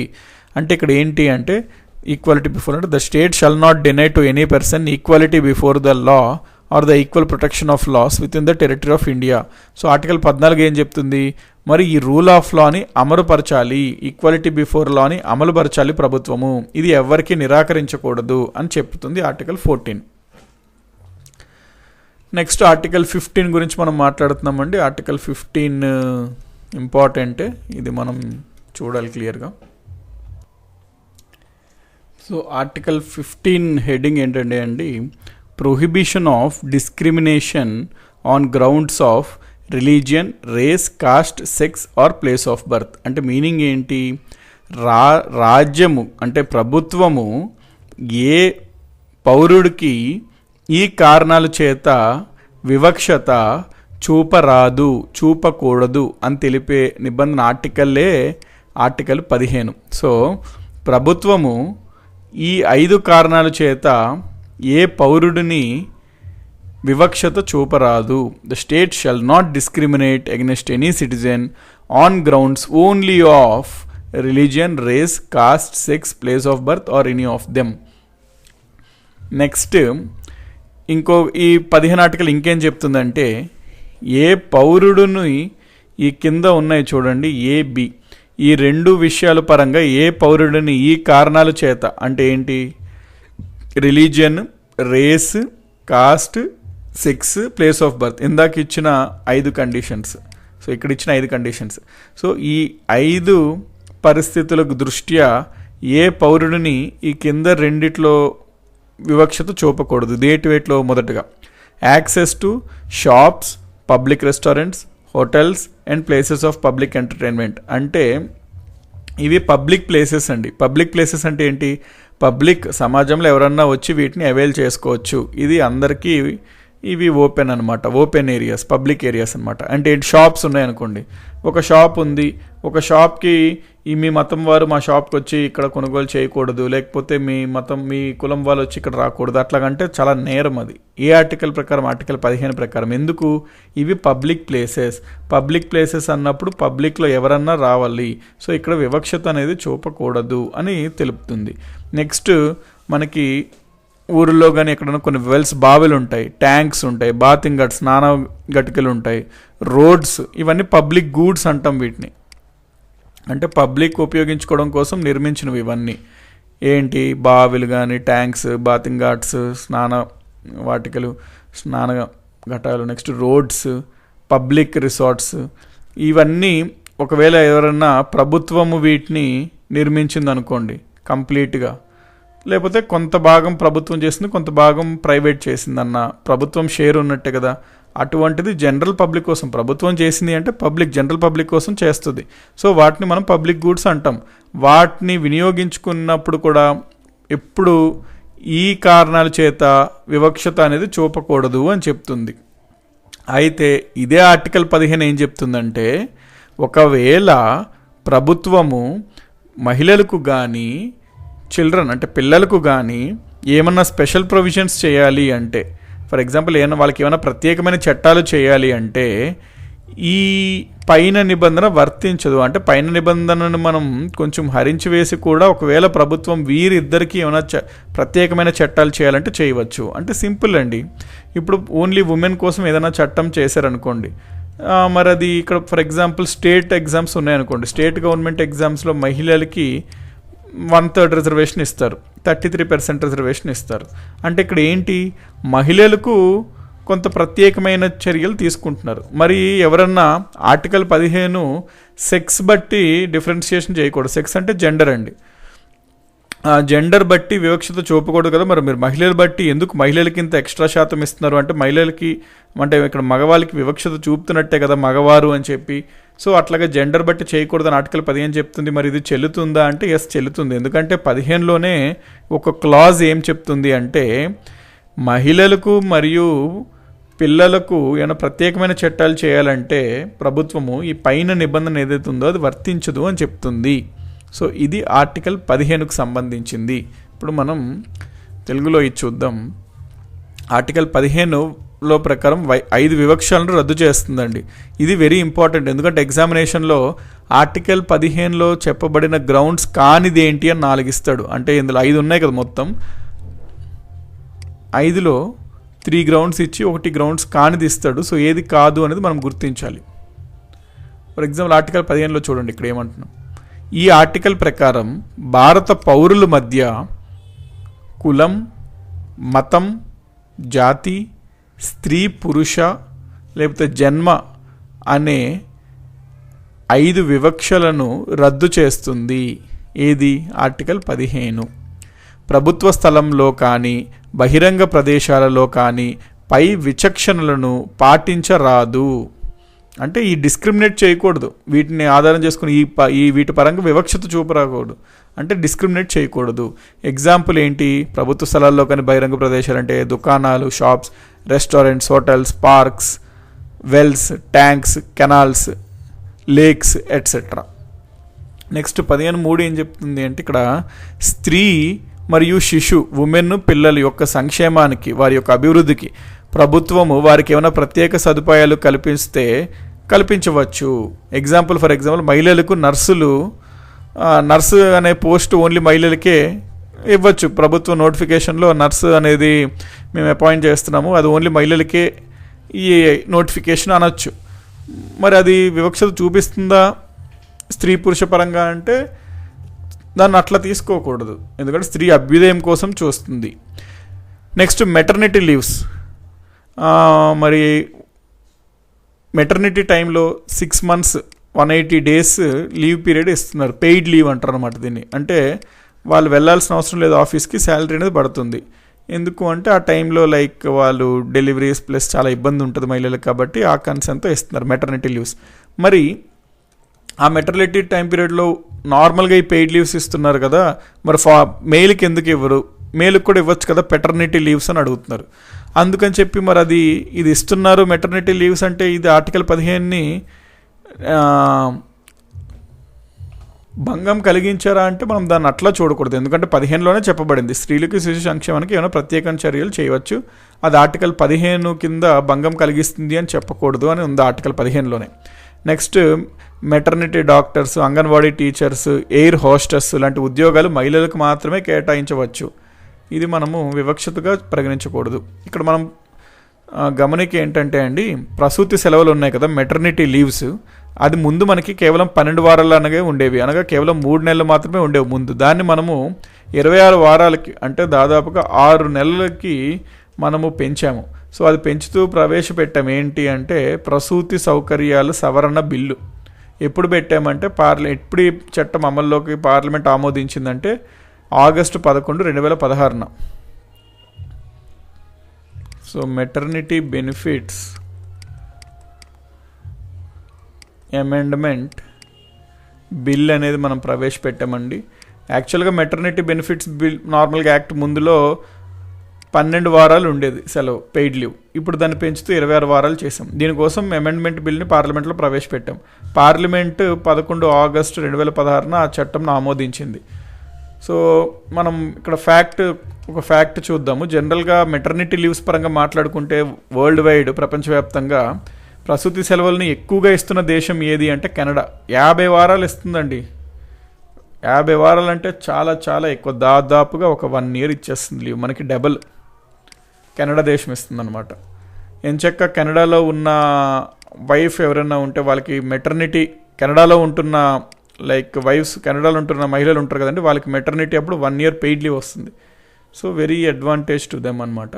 రెండవ దేశం ఏది అంటే నార్వే 44 వారాలు ఇస్తుందండి మెటర్నిటీ లీవ్. 3 ఇండియానే 26 వారాలు ఇస్తుంది. So India's rank in the duration of maternity leaves provided అంటే 3rd ర్యాంక్. ఎంత అంటే 26. ఇండియా పైన నార్వే ఉంది, నార్వే పైన కెనడా ఉంది. 50 వారాలు, 44 వారాలు, 26 వారాలు. సో ఎవ్రీథింగ్ అబౌట్ ఆర్టికల్ 15 వచ్చేసి ఇదండి. నెక్స్ట్ మనం ఆర్టికల్ 16 చూద్దాం. సో ఆర్టికల్ 16 కనుక మనం మాట్లాడితే 16 హెడ్డింగ్ ఏంటి అంటే equality of opportunity in matters of public employment. Public employment ఏంటండి? గవర్నమెంట్ ఉద్యోగం, గవర్నమెంట్ ఎంప్లాయ్మెంట్ అని. గవర్నమెంట్ ఉద్యోగాల విషయంలో ఈక్వాలిటీ ఆఫ్ ఆపర్చునిటీ అనేది మనం అందించాలి అని చెప్తుంది. అంటే ఇక్కడ చూడండి, ప్రభుత్వ ఉద్యోగాలలో అందరికీ సమాన అవకాశం అనేది ఉండాలి అని తెలిపే నిబంధన 16వ నిబంధన. ప్రభుత్వ ఉద్యోగాల్లో అందరికీ సమాన అవకాశం. ఇవన్నీ పార్ట్ ఆఫ్ ఏంటి? రైట్ టు ఈక్వాలిటీ అంటున్నాం 14 నుంచి 18. ఎందుకంటే ఇక్కడ చూడండి, సమాన అవకాశం ఉండాలి అంటే సమానత్వకు సంబంధించిన హక్కులే కదా ఇవన్నీ. సో అదనమాట ఆర్టికల్ 16. అయితే 16లో ఇక్కడ ఫస్ట్ ఏం చెప్తున్నారు అంటే ప్రతి పౌరులకి గవర్నమెంట్ ఉద్యోగాల్లో సమాన అవకాశం ఉండాలి అని చెప్తుంది మొదటగా. అంటే ఇక్కడ చూడండి, ప్రభుత్వ శాఖల్లో ఉద్యోగాలను పొందే విషయంలో పౌరులందరికీ సమాన అవకాశం ఉండాలి. అది 16(1) తెలుపుతుంది. నెక్స్ట్, ఏ పౌరుడికి కానీ వీటి దృష్ట్యా వివక్షత చూపకూడదు అంటున్నారు రాజ్యం, గవర్నమెంట్. అంటే ఏంటి? Religion, race, caste, sex, descent, place of birth, residence. Article 15కు 5 ఉన్నాయండి గ్రౌండ్స్. 16 వచ్చేసరికి 7 ఉన్నాయి. ఇది ఇంపార్టెంట్, అడుగుతున్నాడు ఎగ్జామ్స్లో రిపీటెడ్గా. ఇక్కడ కాన్సెప్ట్ క్లియర్ ఉంటే మీరు ఆన్సర్ చేయొచ్చు. 15లో ఉన్న 5కి కొత్తగా 2 యాడ్ అయినాయి. ఏంటి? ఒకటి డిసెంట్, ఒకటి రెసిడెన్స్. మిగతా 5 15లో కూడా ఉన్నాయి. సో 16లో ఉన్న వివక్షతలు గ్రౌండ్స్ ఏంటంటే మొత్తం 7. ఇక్కడ ఏమంటున్నాడంటే ప్రభుత్వము ఏదన్నా ఉద్యోగంలో అవకాశం కల్పిస్తున్నప్పుడు ఏ ఒక్క పౌరుడిని ఈ కారణాల చేత వివక్షత చూపరాదు అని తెలుపుతుంది 16(2). సో ఈ 16(2) ప్రకారం ప్రభుత్వ ఉద్యోగాలను కల్పించడంలో పౌరుల మధ్య 7 వివక్షతలను రద్దు చేశారు. అంటే 7 వివక్షలను పాటించకూడదు. 7 వివక్షతలు అనేది నేరం. ఏంటి అంటే నివాసం, వంశం అదనంగా కలిపారు. దేనికి? ఆర్టికల్ 15లో ఉన్న వాటికి. ఆర్టికల్ 15లో ఏమున్నాయి మనకి? ఇవి ఉన్నాయి. ఏంటి? Religion, race, caste, sex, place of birth. అనగా కులము, మతము, జాతి, స్త్రీ, పురుష, జన్మ అనే 5 వివక్షలు ఉన్నాయి. వాటికి కొత్తగా 2 యాడ్ చేశారు. రెసిడెన్స్, డిసెంట్స్ అని. డిసెంట్ అంటే వంశము, రెసిడెన్స్ అంటే నివాసము. అయితే 16(3) ఏం చెప్తుంది అంటే, అయితే ఈ ఆర్టికల్కి సంబంధించి ఇప్పుడు ఫర్ ఎగ్జాంపుల్ పార్లమెంట్ అనేది ఎవరికన్నా nothing in this article shall prevent parliament from making any law prescribing in regard to class or classes of employment or appointment to an office under the government or local or other authority within a state or union territory any requirement as to residence within that state or union territory prior to such employment or appointment. ఇదంతా మీరు పట్టించుకోకండి. సింపుల్గా ఇక్కడ ఏమంటున్నాడంటే, అయితే parliament ఏదన్నా ప్రదేశంలో for example, అయితే ఇక్కడ ఈ ప్రదేశం ఉంది కదండి, ఈ ప్రదేశంలో జాబ్స్ ఇవ్వాలి, ప్రభుత్వ ఉద్యోగాలు ఇవ్వాలి అంటే ఈ స్థానికంగా చెందిన వ్యక్తులకి, అంటే ఈ ప్రదేశానికి స్థానికంగా ఉన్న వారికి ఎక్కువ శాతం వస్తాయి. అంటే సింపుల్గా లోకల్ కేటగిరీ అంటాం కదండి మనము. అటువంటి చట్టం ఏదన్నా అయితే ప్రభుత్వం చెయ్యొచ్చు కొన్ని ప్రత్యేక సందర్భాల్లో. అప్పుడు ఇది 16ని వైలేట్ చేస్తుంది, భంగం కలిగిస్తుంది అని పరిగణించకూడదు అని తెలుపుతుంది 16(3). ఫర్ ఎగ్జాంపుల్ మనకి ఉమ్మడి ఆంధ్రప్రదేశ్ ఉన్నప్పుడన్నా లేకపోతే అక్కడ జోనల్ వ్యవస్థ ఉండేది కదండి. That is example of article 16 Clause 3. ఏం చెప్తుంది అక్కడ స్థానికత మీద ఇస్తారనమాట జాబ్స్. 80% రిజర్వ్ చేసి ఉండడం జరుగుతుంటుంది లోకల్స్కి. ఆ విధంగా అంటే ఇక్కడ లోకల్స్కి కొంత ఫిక్స్ చేసి ఉంటుంది. దీన్నే ఇక్కడ చూడండి 16(3)లో ఏమంటున్నాడు, ప్రభుత్వ ఉద్యోగాలను అందించడంలో నివాసం ఆధారంగా పరిమితులు విధించే అధికారం కేవలం పార్లమెంటుకు మాత్రమే ఉంటుంది అంటున్నాడు.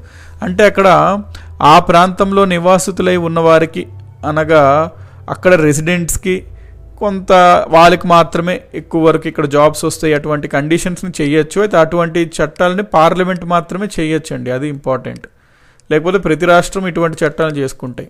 సో ఎక్కడైతే అవసరం ఉందో అక్కడ రాష్ట్రాలు కోరితే అక్కడ పార్లమెంట్ మాత్రం అట్లాంటి కండిషన్స్ ఉండే విధంగా చేస్తుంది చట్టం. నెక్స్ట్ 16(4) వచ్చేసరికి సింపుల్గా ఇక్కడ మీరు ఏం గుర్తుపెట్టుకుంటారు అంటే, రాష్ట్రము ఏదన్నా ఒక కులం వారు లేదా ఏదన్నా ఒక కేటగిరీ వారు, మేబీ బీసీలు అవ్వచ్చు, బ్యాక్వర్డ్ క్లాసెస్, ఎస్సీ అవ్వచ్చు, ఎస్టీ అవ్వచ్చు, ఎవరన్నా సరే వాళ్ళు ప్రభుత్వంలో వారి యొక్క రిప్రజెంటేషన్ అంత బాగా ఎక్కువగా లేదు అని భావిస్తే వాళ్ళకి ప్రమోషన్స్లో కూడా రిజర్వేషన్స్ అనేది, ప్రమోషన్స్ వాళ్ళకి అపాయింట్మెంట్స్లో అండి, ప్రమోషన్స్ కాదు అపాయింట్మెంట్స్లో, అంటే ప్రభుత్వ ఉద్యోగాల్లో నియమించేటప్పుడు ఎవరైనా వర్గాల వారికి ఎవరైనా కులాల వారికి రిజర్వేషన్స్ ఇవ్వచ్చు. ఎప్పుడు అంటే ప్రభుత్వం ఒకవేళ ఆ వర్గానికి చెందిన వారి యొక్క రిప్రజెంటేషన్ ప్రభుత్వంలో సరిగ్గా లేదు అని భావిస్తే రిజర్వేషన్స్ ఇవ్వచ్చు. సింపుల్గా గుర్తుపెట్టుకోండి, ఏంటి జాబ్స్లో రిజర్వేషన్స్ గురించి తెలిపే ఆర్టికల్ ఏది అంటే ఆర్టికల్ 16. అందులో ముఖ్యంగా ఏది అంటే లీగల్ వాళ్ళకి అవసరం అండి, అందులో మళ్ళీ 4 అని మీరు 16 అని గుర్తుపెట్టుకోండి సరిపోతుంది. ఆర్టికల్ 16 ప్రభుత్వ ఉద్యోగాల్లో రిజర్వేషన్స్ ఇవ్వచ్చు అని తెలుపుతుంది. అయితే ఇంకో పాయింట్ ఇక్కడ గుర్తుపెట్టుకోవాలంటే ఆర్టికల్ 15 కూడా రిజర్వేషన్స్ గురించి తెలుపుతుంది. కాకపోతే విద్యా సంస్థల్లో రిజర్వేషన్స్ గురించి తెలిపే ఆర్టికల్ ఏమో ఆర్టికల్ 15, ప్రభుత్వ ఉద్యోగాలలో రిజర్వేషన్స్ గురించి తెలిపే ఆర్టికల్ ఏమో ఆర్టికల్ 16. ఉద్యోగాలు ప్రభుత్వ ఉద్యోగాలు అయితే 16 అనాలి. ప్రభుత్వం అంటే నార్మల్గా ఎడ్యుకేషనల్ ఇన్స్టిట్యూషన్స్ విద్యా సంస్థల్లో రిజర్వేషన్ గురించి మాట్లాడే ఆర్టికల్ 15. కాబట్టి ఇక్కడ ఇది క్లియర్ కదండి. అపాయింట్మెంట్స్లో రిజర్వేషన్స్ గురించి మాట్లాడే ఆర్టికల్ 16(4) అనమాట. ఇక్కడ చూడండి ఆర్టికల్ 16(4)లో కొన్ని వెనుకబడిన తరగతుల వారికి అనగా ఎస్సీ, ఎస్టీ, బీసీ వారికి ప్రభుత్వ ఉద్యోగాలలో సరైన ప్రాతినిధ్యం లేదని భావిస్తే వారికి రిజర్వేషన్స్ కల్పించవచ్చు అని చెప్తుంది. దీంట్లో భాగంగానే రిజర్వేషన్స్ ఇవ్వడం జరిగింది. ఎస్సీకి 15%, ఎస్టీకి 7.5%, బీసీలకి 28%, ఉమెన్కి రాష్ట్రాల్లో అయితే 33% అట్లా ఇవ్వడం జరిగింది రిజర్వేషన్స్. ఏ ఆర్టికల్ కింద అంటే ఆర్టికల్ 16, అందులో కూడా 4 కింద.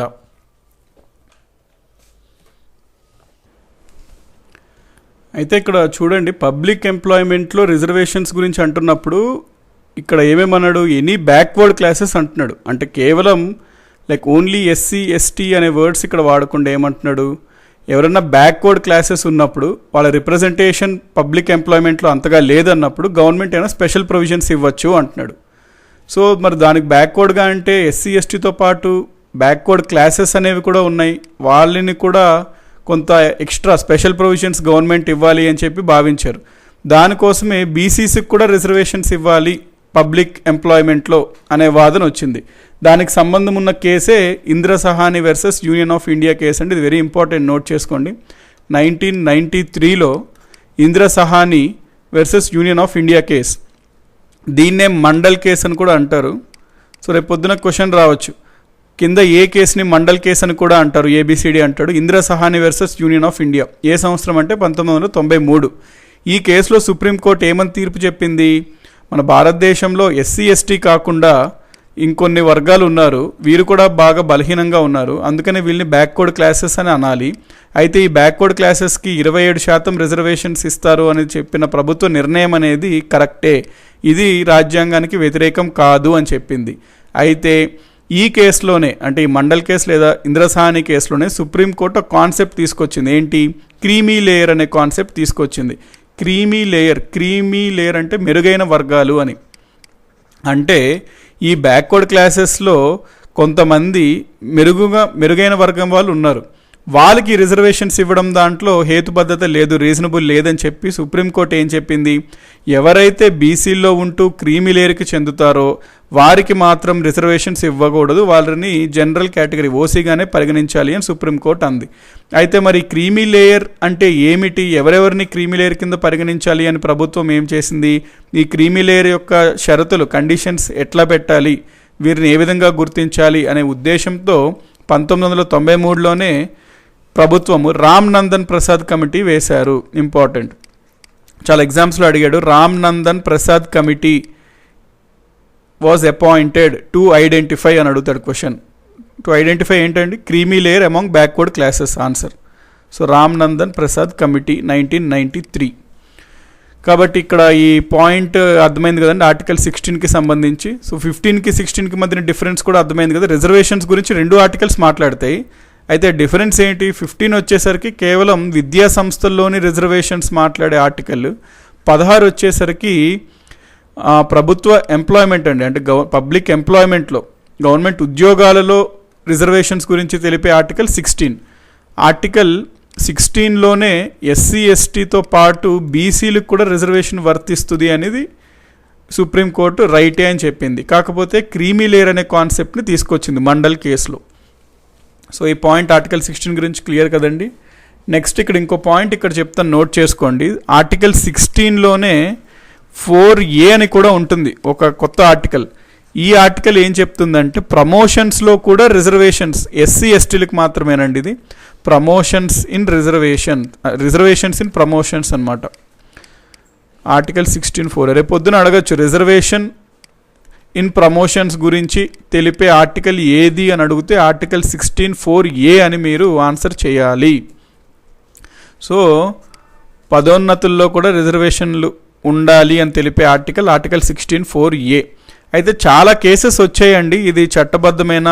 ఇక్కడ చూడండి, జాబ్ వచ్చినంత వరకు రిజర్వేషన్ ఇచ్చారు, జాబ్లోకి చేరారు, ఇక్కడికి అందరూ సమానులే కదా. వన్స్ జాబ్లోకి వెళ్తే మళ్ళీ జాబ్లో కూడా పదోన్నతుల్లో ప్రమోషన్స్లో కూడా రిజర్వేషన్స్ ఇవ్వడం ఏంటి, అది తప్పు కదా, అది రాజ్యాంగానికి వ్యతిరేకంగా ఉంది కదా అని చెప్పి చాలా కేసెస్ అనేవి కోర్టుకి వెళ్ళడం జరిగింది. అయితే ఫేమస్ కేసు దీనికి సంబంధించింది ఏంటంటే 2006లో నాగరాజ్ కేసు అని ఉంటుందండి. 2006 నాగరాజ్ కేసు, 2006 నాగరాజ్ కేసు. దీంట్లో సుప్రీంకోర్టు ఏమని చెప్పిందంటే ఈ ప్రమోషన్స్లో కూడా రిజర్వేషన్స్ ఎస్సీ ఎస్టీ వారికి ఇవ్వడం అనేది కరెక్టే, కాకపోతే ఇది ఇండెఫినిట్ పీరియడ్ కాదు, సమ్ లిమిటెడ్ టైం, కొంతకాలం వరకు దీన్ని అమలు చేయొచ్చు, తర్వాత దీన్ని ఫేజ్ అవుట్ చేయాలి అని చెప్పింది సుప్రీంకోర్టు. ప్రెజెంట్ స్టేటస్ ఏంటి అంటే ఎస్, ప్రమోషన్స్లో కూడా రిజర్వేషన్ అనేది ఉంటుంది అకార్డింగ్ టు ఆర్టికల్ 16(4)A. దీనికి సంబంధించిన కేసు ఏంటి అంటే నాగరాజ్ కేసు 2006. ఇది like complete information regarding article 16 అండి. నెక్స్ట్ ఆర్టికల్ 17కి వెళ్దాం. ఆర్టికల్ 17 ఏం చెప్తుందంటే అంటరానితనం అనేది నిషేధింపబడుతుంది అని తెలుపుతుంది.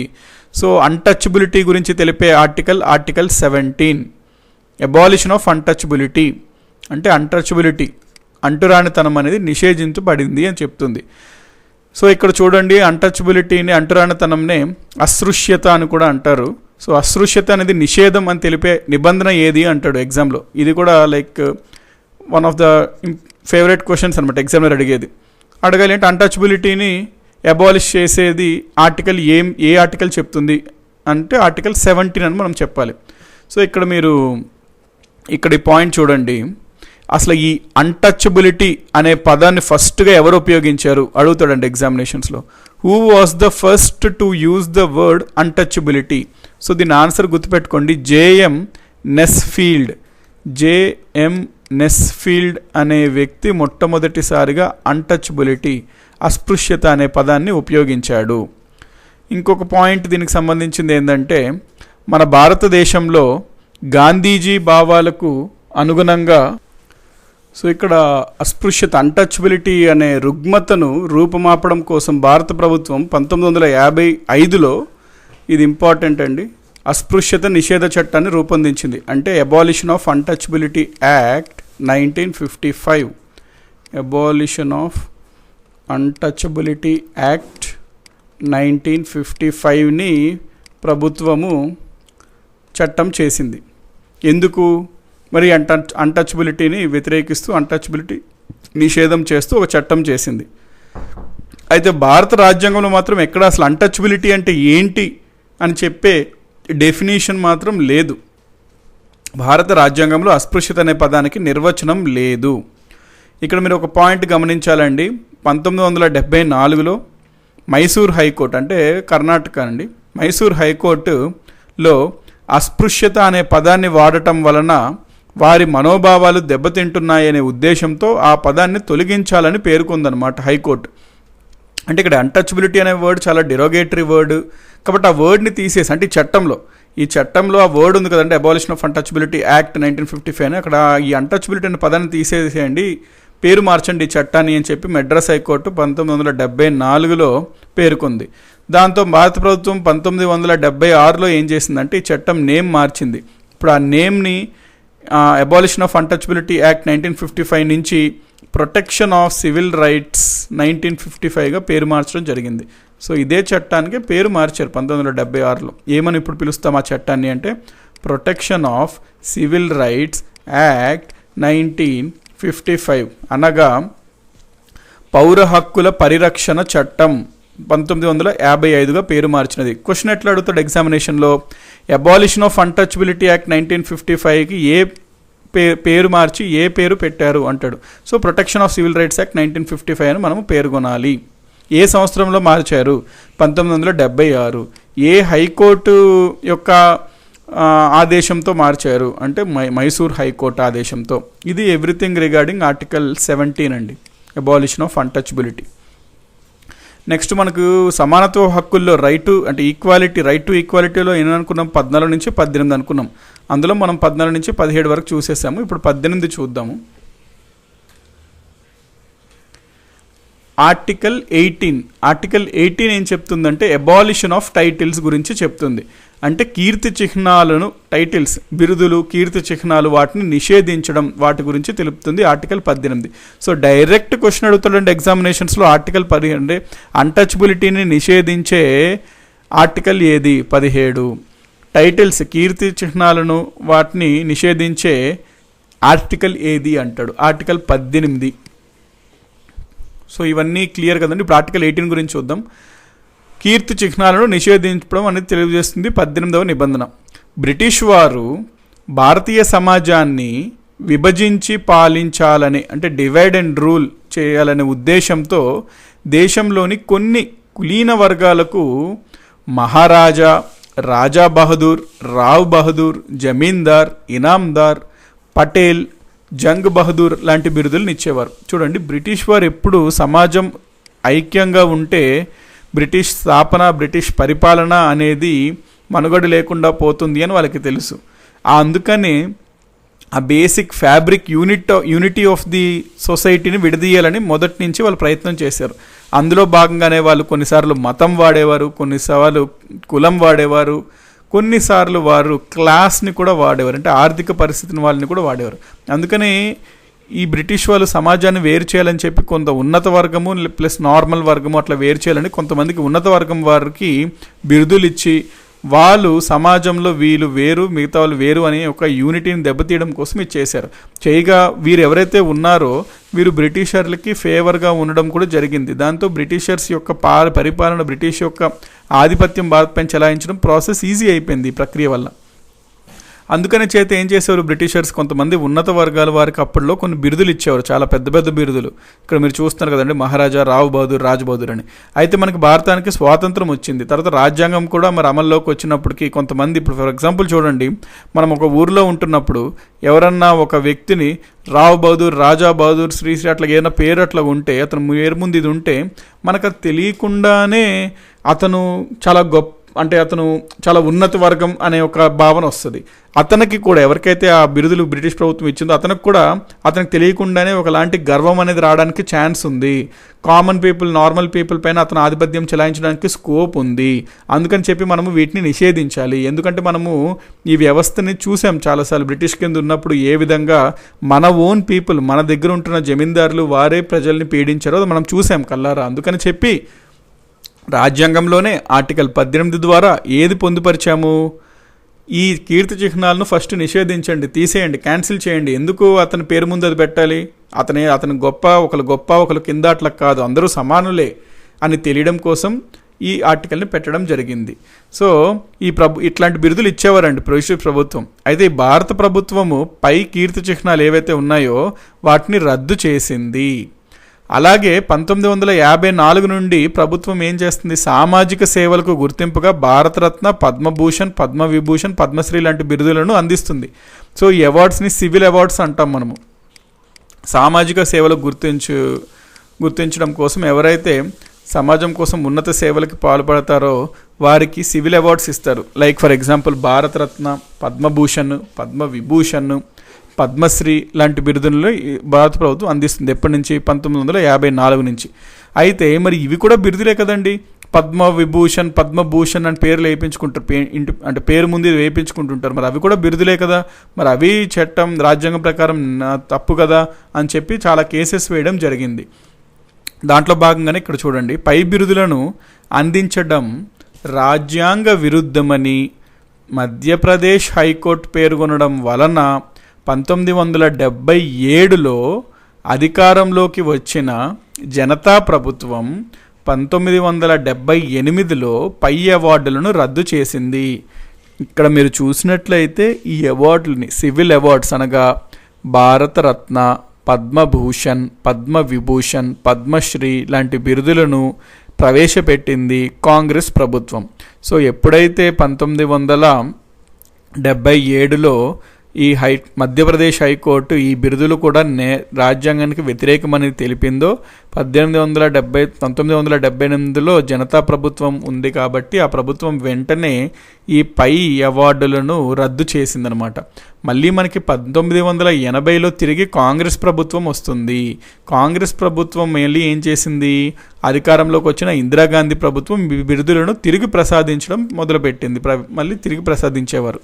అయితే భారత ప్రభుత్వంపై బాలాజీ రాఘవన్ అనే వ్యక్తి తిరిగి బిరుదులను అందివ్వడానికి వ్యతిరేకంగా సుప్రీంకోర్టులో 1996లో కేసు వేయడం జరిగింది. అంటే ఇక్కడ ఒక ప్రభుత్వము మధ్యప్రదేశ్ హైకోర్టు నిబంధనల మేరకు రద్దు చేశారు ఇక్కడ ప్రభుత్వం. మళ్ళీ తిరిగి ఇవ్వడం ఏంటండి, అది మరి తప్పు కదా అని చెప్పి 1996లో బాలాజీ రాఘవన్ అనే వ్యక్తి భారత ప్రభుత్వంకి పై సుప్రీంకోర్టులో కేసు వేయడం జరిగింది. అయితే ఈ సందర్భంలో సుప్రీంకోర్టు ఏం చెప్పిందో చూద్దాం. ఈ సందర్భంలో సుప్రీంకోర్టు చెబుతూ ఈ బిరుదులు జాతీయ బిరుదులుగా పరిగణించబడతాయని, జాతీయ బిరుదులు అంటే వీటిని మనము national awards or titles, so ఇవి జాతీయ బిరుదులుగా పరిగణించబడతాయని, ఇవి 18వ నిబంధనకు వ్యతిరేకం కావని పేర్కొన్నది. అంటే చూడండి, ఆర్టికల్ 18 అనేది ఏం చెప్తుంది, సమాజాన్ని వర్గీకరించే బిరుదులు ఇవ్వకూడదు అని చెప్తుంది. కానీ ఈ బిరుదులు ఎట్లాంటివండి, సివిల్ అవార్డ్స్. ఒక వ్యక్తి సమాజం కోసం ఉన్నత సేవ చేస్తే ఆ సేవకు గుర్తింపుగా ప్రదానం చేసే బిరుదులు అనమాట ఇవి, పద్మభూషణవి. మరి అట్లాంటప్పుడు ఈ బిరుదులు సమాజాన్ని ఇంకా ఐక్యత చేస్తాయి తప్ప సమాజాన్ని వర్గీకరించవు కదా. అందుకనే ఈ బిరుదులు జాతీయ బిరుదులుగా మనం పరిగణించాలి. ఈ జాతీయ బిరుదులు అనేవి ఆర్టికల్ 18 కింద రావు, అందుకని వీటిని నిషేధించవలసిన అవసరం లేదు అని సుప్రీంకోర్టు తెలిపింది. అందుకనే ప్రతి సంవత్సరం ఇప్పుడు కూడా భారత ప్రభుత్వము ఈ సివిల్ అవార్డ్స్ని సామాజిక సేవలకు గుర్తింపుగా ఈ అవార్డ్స్ అనేది అందించడం జరుగుతుందండి. ఈ అవార్డ్స్ అన్నిటికన్నా హయ్యెస్ట్ అవార్డు ఏంటండి, భారతరత్న అనేది హయ్యెస్ట్ సివిలియన్ అవార్డు అంటాం. సో సివిల్ అవార్డ్స్లో అన్నిటికన్నా హయ్యెస్ట్ ఏది అంటే భారతరత్న, అందుకని దీన్ని హయ్యెస్ట్ సివిలియన్ అవార్డు అంటాం. నెక్స్ట్ దీంట్లో భాగంగానే లైక్ మిలిటరీ అవార్డ్స్ కూడా ఉంటాయి, డిఫెన్స్ అవార్డ్స్ అవి మళ్ళీ వేరే ఉంటాయి. పరమవీర్ చక్ర, మహావీర్ చక్ర, అశోక్ చక్ర, కీర్తి చక్ర అట్లా ఉంటుంటాయండి. Those are related to defence forces. So ఇది ఆర్టికల్ 18కి సంబంధించినది.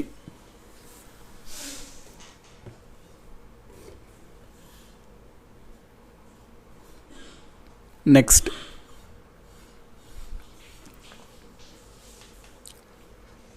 ఇక్కడ చూడండి, ఇంకో పాయింట్ కూడా ఇక్కడ నోట్ చేసుకోవాలి. భారతదేశంలో రాష్ట్రపతి అనుమతి లేకుండా విదేశం నుండి ఎలాంటి కీర్తి చిహ్నాలను కానీ బిరుదులను కానీ స్వీకరించరాదు. Very important. మనం అప్పుడప్పుడు వింటుంటాం, ఒక వ్యక్తికి ఎవరో విదేశీ ప్రభుత్వం maybe some United Arab Emirates అవ్వచ్చు, ఫ్రాన్స్ అవ్వచ్చు, ఆస్ట్రేలియా అవ్వచ్చు, అట్లాగా విదేశీ ఒక దేశం, ఏదైనా దేశము ఒక ప్రముఖమైన వ్యక్తి భారతదేశానికి చెందిన ఒక పౌరుడికి ఏదైనా ఒక అవార్డు ఇవ్వడం జరుగుతుంది. అయితే అతను విదేశీ దేశం ఎవరన్నా ఒక అవార్డు ఇస్తే ఖచ్చితంగా ఇతను ఇండియన్ ప్రెసిడెంట్ దగ్గరికి వెళ్ళి పర్మిషన్ తీసుకోవాలి. సార్, నేను సో అండ్ సో, నేను ఈ పనికి, నాకు ఈ సేవకు గాను, లేకపోతే నాకు ఈ చేసిన ఆవిష్కరణకు గాను వాట్ ఎవర్ నాకు పలానా దేశం పలానా బిరుదుని ఇవ్వాలనుకుంటుంది. సో నేను మీ అనుమతిని కోరుతున్నాను ఆ బిరుదు స్వీకరించడానికి. సో యాక్సెప్ట్ చేయండి అన్నప్పుడు అడిగితే ప్రెసిడెంట్ చూసి ఓకే అంత మంచిగానే ఉంది అన్నప్పుడు యాక్సెప్ట్ చేస్తాడు. అప్పుడు ఈ వ్యక్తి ఆ ఫారిన్ కంట్రీ దగ్గర బిరుదు అనేది తీసుకోవడం జరుగుతుంది. కాబట్టి ఎగ్జామ్లో ఏమని అడుగుతాడు, మన భారతదేశంలో ఎవరి అనుమతి లేకుండా విదేశం నుండి ఎలాంటి కీర్తి చిహ్నాలను కానీ బిరుదులను కానీ స్వీకరించరాదు అని A prime minister, B supreme court, C president, 4 speaker అంటాడండి. కాబట్టి ఆన్సర్ ప్రెసిడెంట్ అనమాట, రాష్ట్రపతి.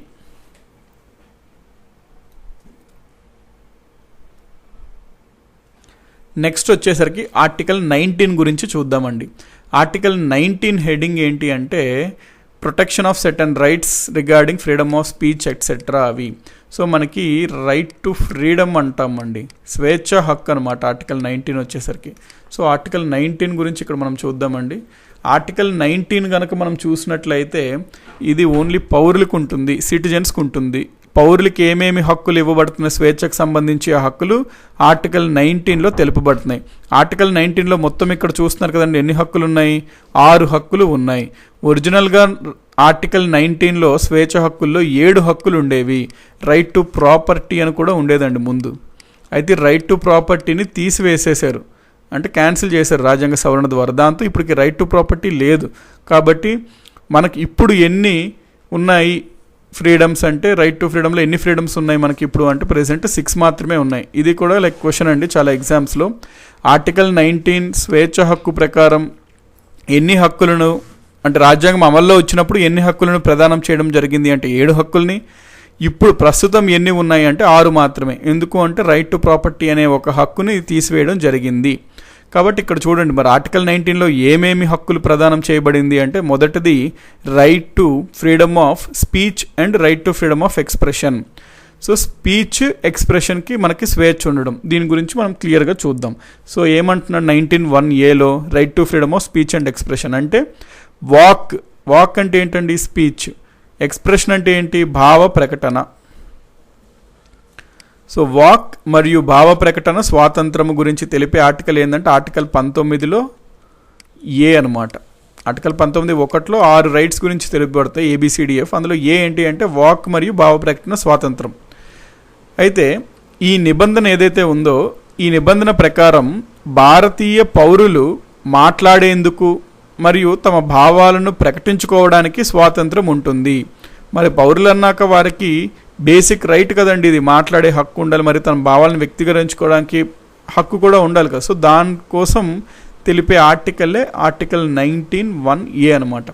అయితే మరి ఇప్పుడు భావ ప్రకటనని వాళ్ళు వ్యక్తపరచాలి అంటే సాధనాలు ఏంటి? రేడియో అండి. ఇప్పుడు ఒక ఎక్స్ప్రెషన్ ఉంది అంటే దానికి ఏ సాధనంగా ఇచ్చుకోవచ్చు మన భావ ప్రకటన ఎక్స్ప్రెషన్ అంటే రేడియో ద్వారా మనం పొందుపరచవచ్చు. టీవీలో చూస్తాం కదండి, డిబేట్స్ వస్తాయి, లైక్ టీవీలో చర్చలు జరుగుతుంటాయి, టీవీలో మనం వ్యక్తపరచుకోవచ్చు మన భావాల్ని. సినిమా ఒక చాలా పవర్ఫుల్ మాధ్యమం అండి భావ ప్రకటనకి. ఒక డైరెక్టర్ ఒక స్టోరీ ద్వారా తన మైండ్ మరియు తన మనసులో ఏదైతే ఉందో భావనని అది చాలా ఎంటర్టైనింగ్గా చాలా ఇంట్రెస్టింగ్గా ప్రకటిస్తుంటాడు అనమాట. సో అది ఒక రకమైన very powerful instrument of expression cinema కూడా. నెక్స్ట్ కరపత్రాలు, సభలు, సమావేశాలు, వేదికలు, వెబ్సైట్స్ ఇవన్నీ భావ ప్రకటన యొక్క సాధనాలు.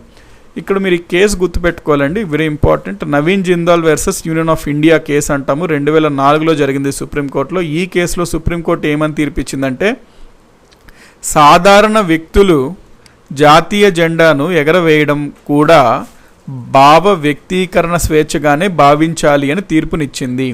మనం జనరల్గా ఏం చూస్తామండి, ఇప్పుడు ఫ్లాగ్ హాయిస్టింగ్ ఉంటే జనరల్గా ఎవరు చేస్తారు, సమ్ అఫీషియల్స్ ఎవరన్నా ఉంటే డిస్ట్రిక్ట్ లెవెల్లో, డిస్ట్రిక్ట్ కలెక్టర్ అవ్వచ్చు, స్టేట్ లెవెల్లో, అట్లా సమ్ ఎవరైతే అఫీషియల్స్ ఉంటారో వాళ్ళు జనరల్గా ఫ్లాగ్ హాయిస్టింగ్ అనేది జరగడం మనం చూస్తుంటాం.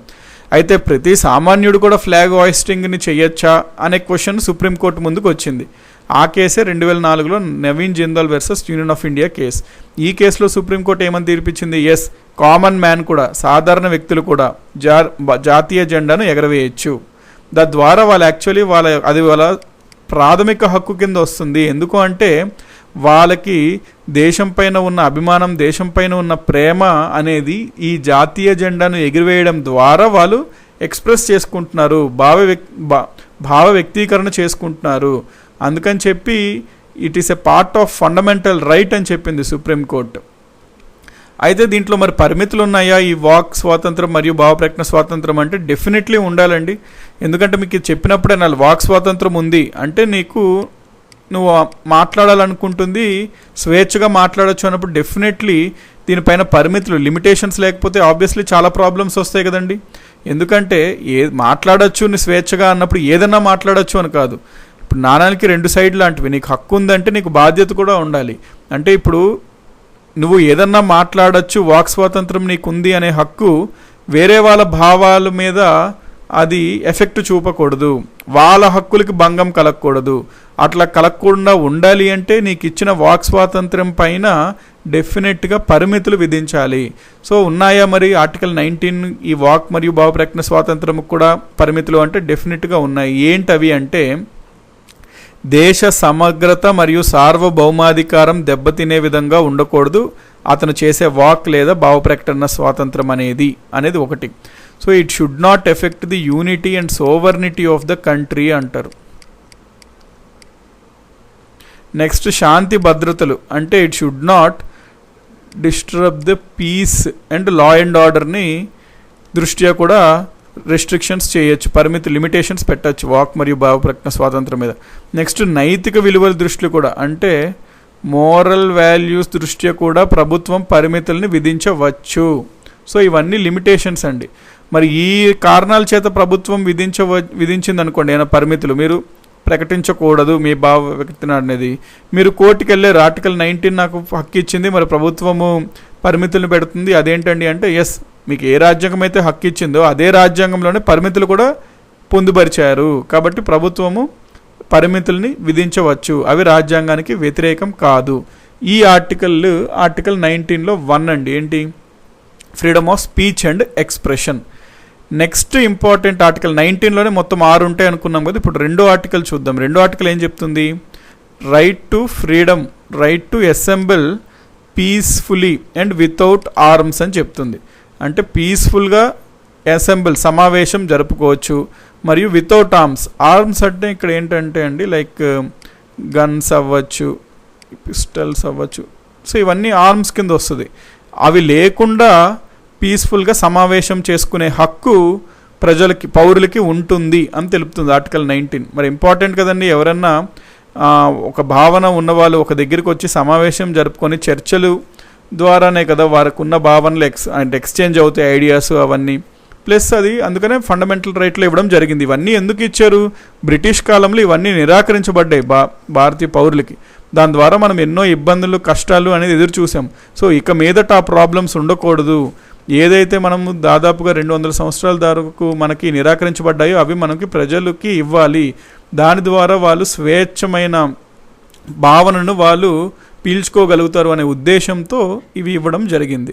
సో సెకండ్ది చూద్దాం ఇప్పుడు క్లియర్గా, అంటే దాని గురించి కంప్లీట్ డీటెయిల్గా. 19(1)(b) సెకండ్ది, వ్యక్తులు తమ భావ వ్యక్తీకరణ కోసం ఎలాంటి ఆయుధాలను ధరించకుండా శాంతియుతంగా సభలు, సమావేశాలు నిర్వహించుకోవచ్చు అని తెలుపుతుంది. Right to assemble peacefully and without arms అంటే వ్యక్తులు తమ భావ వ్యక్తీకరణ కోసం ఎలాంటి ఆయుధాలు ధరించకుండా శాంతియుతంగా సభలు, సమావేశాలు నిర్వహించుకోవచ్చు.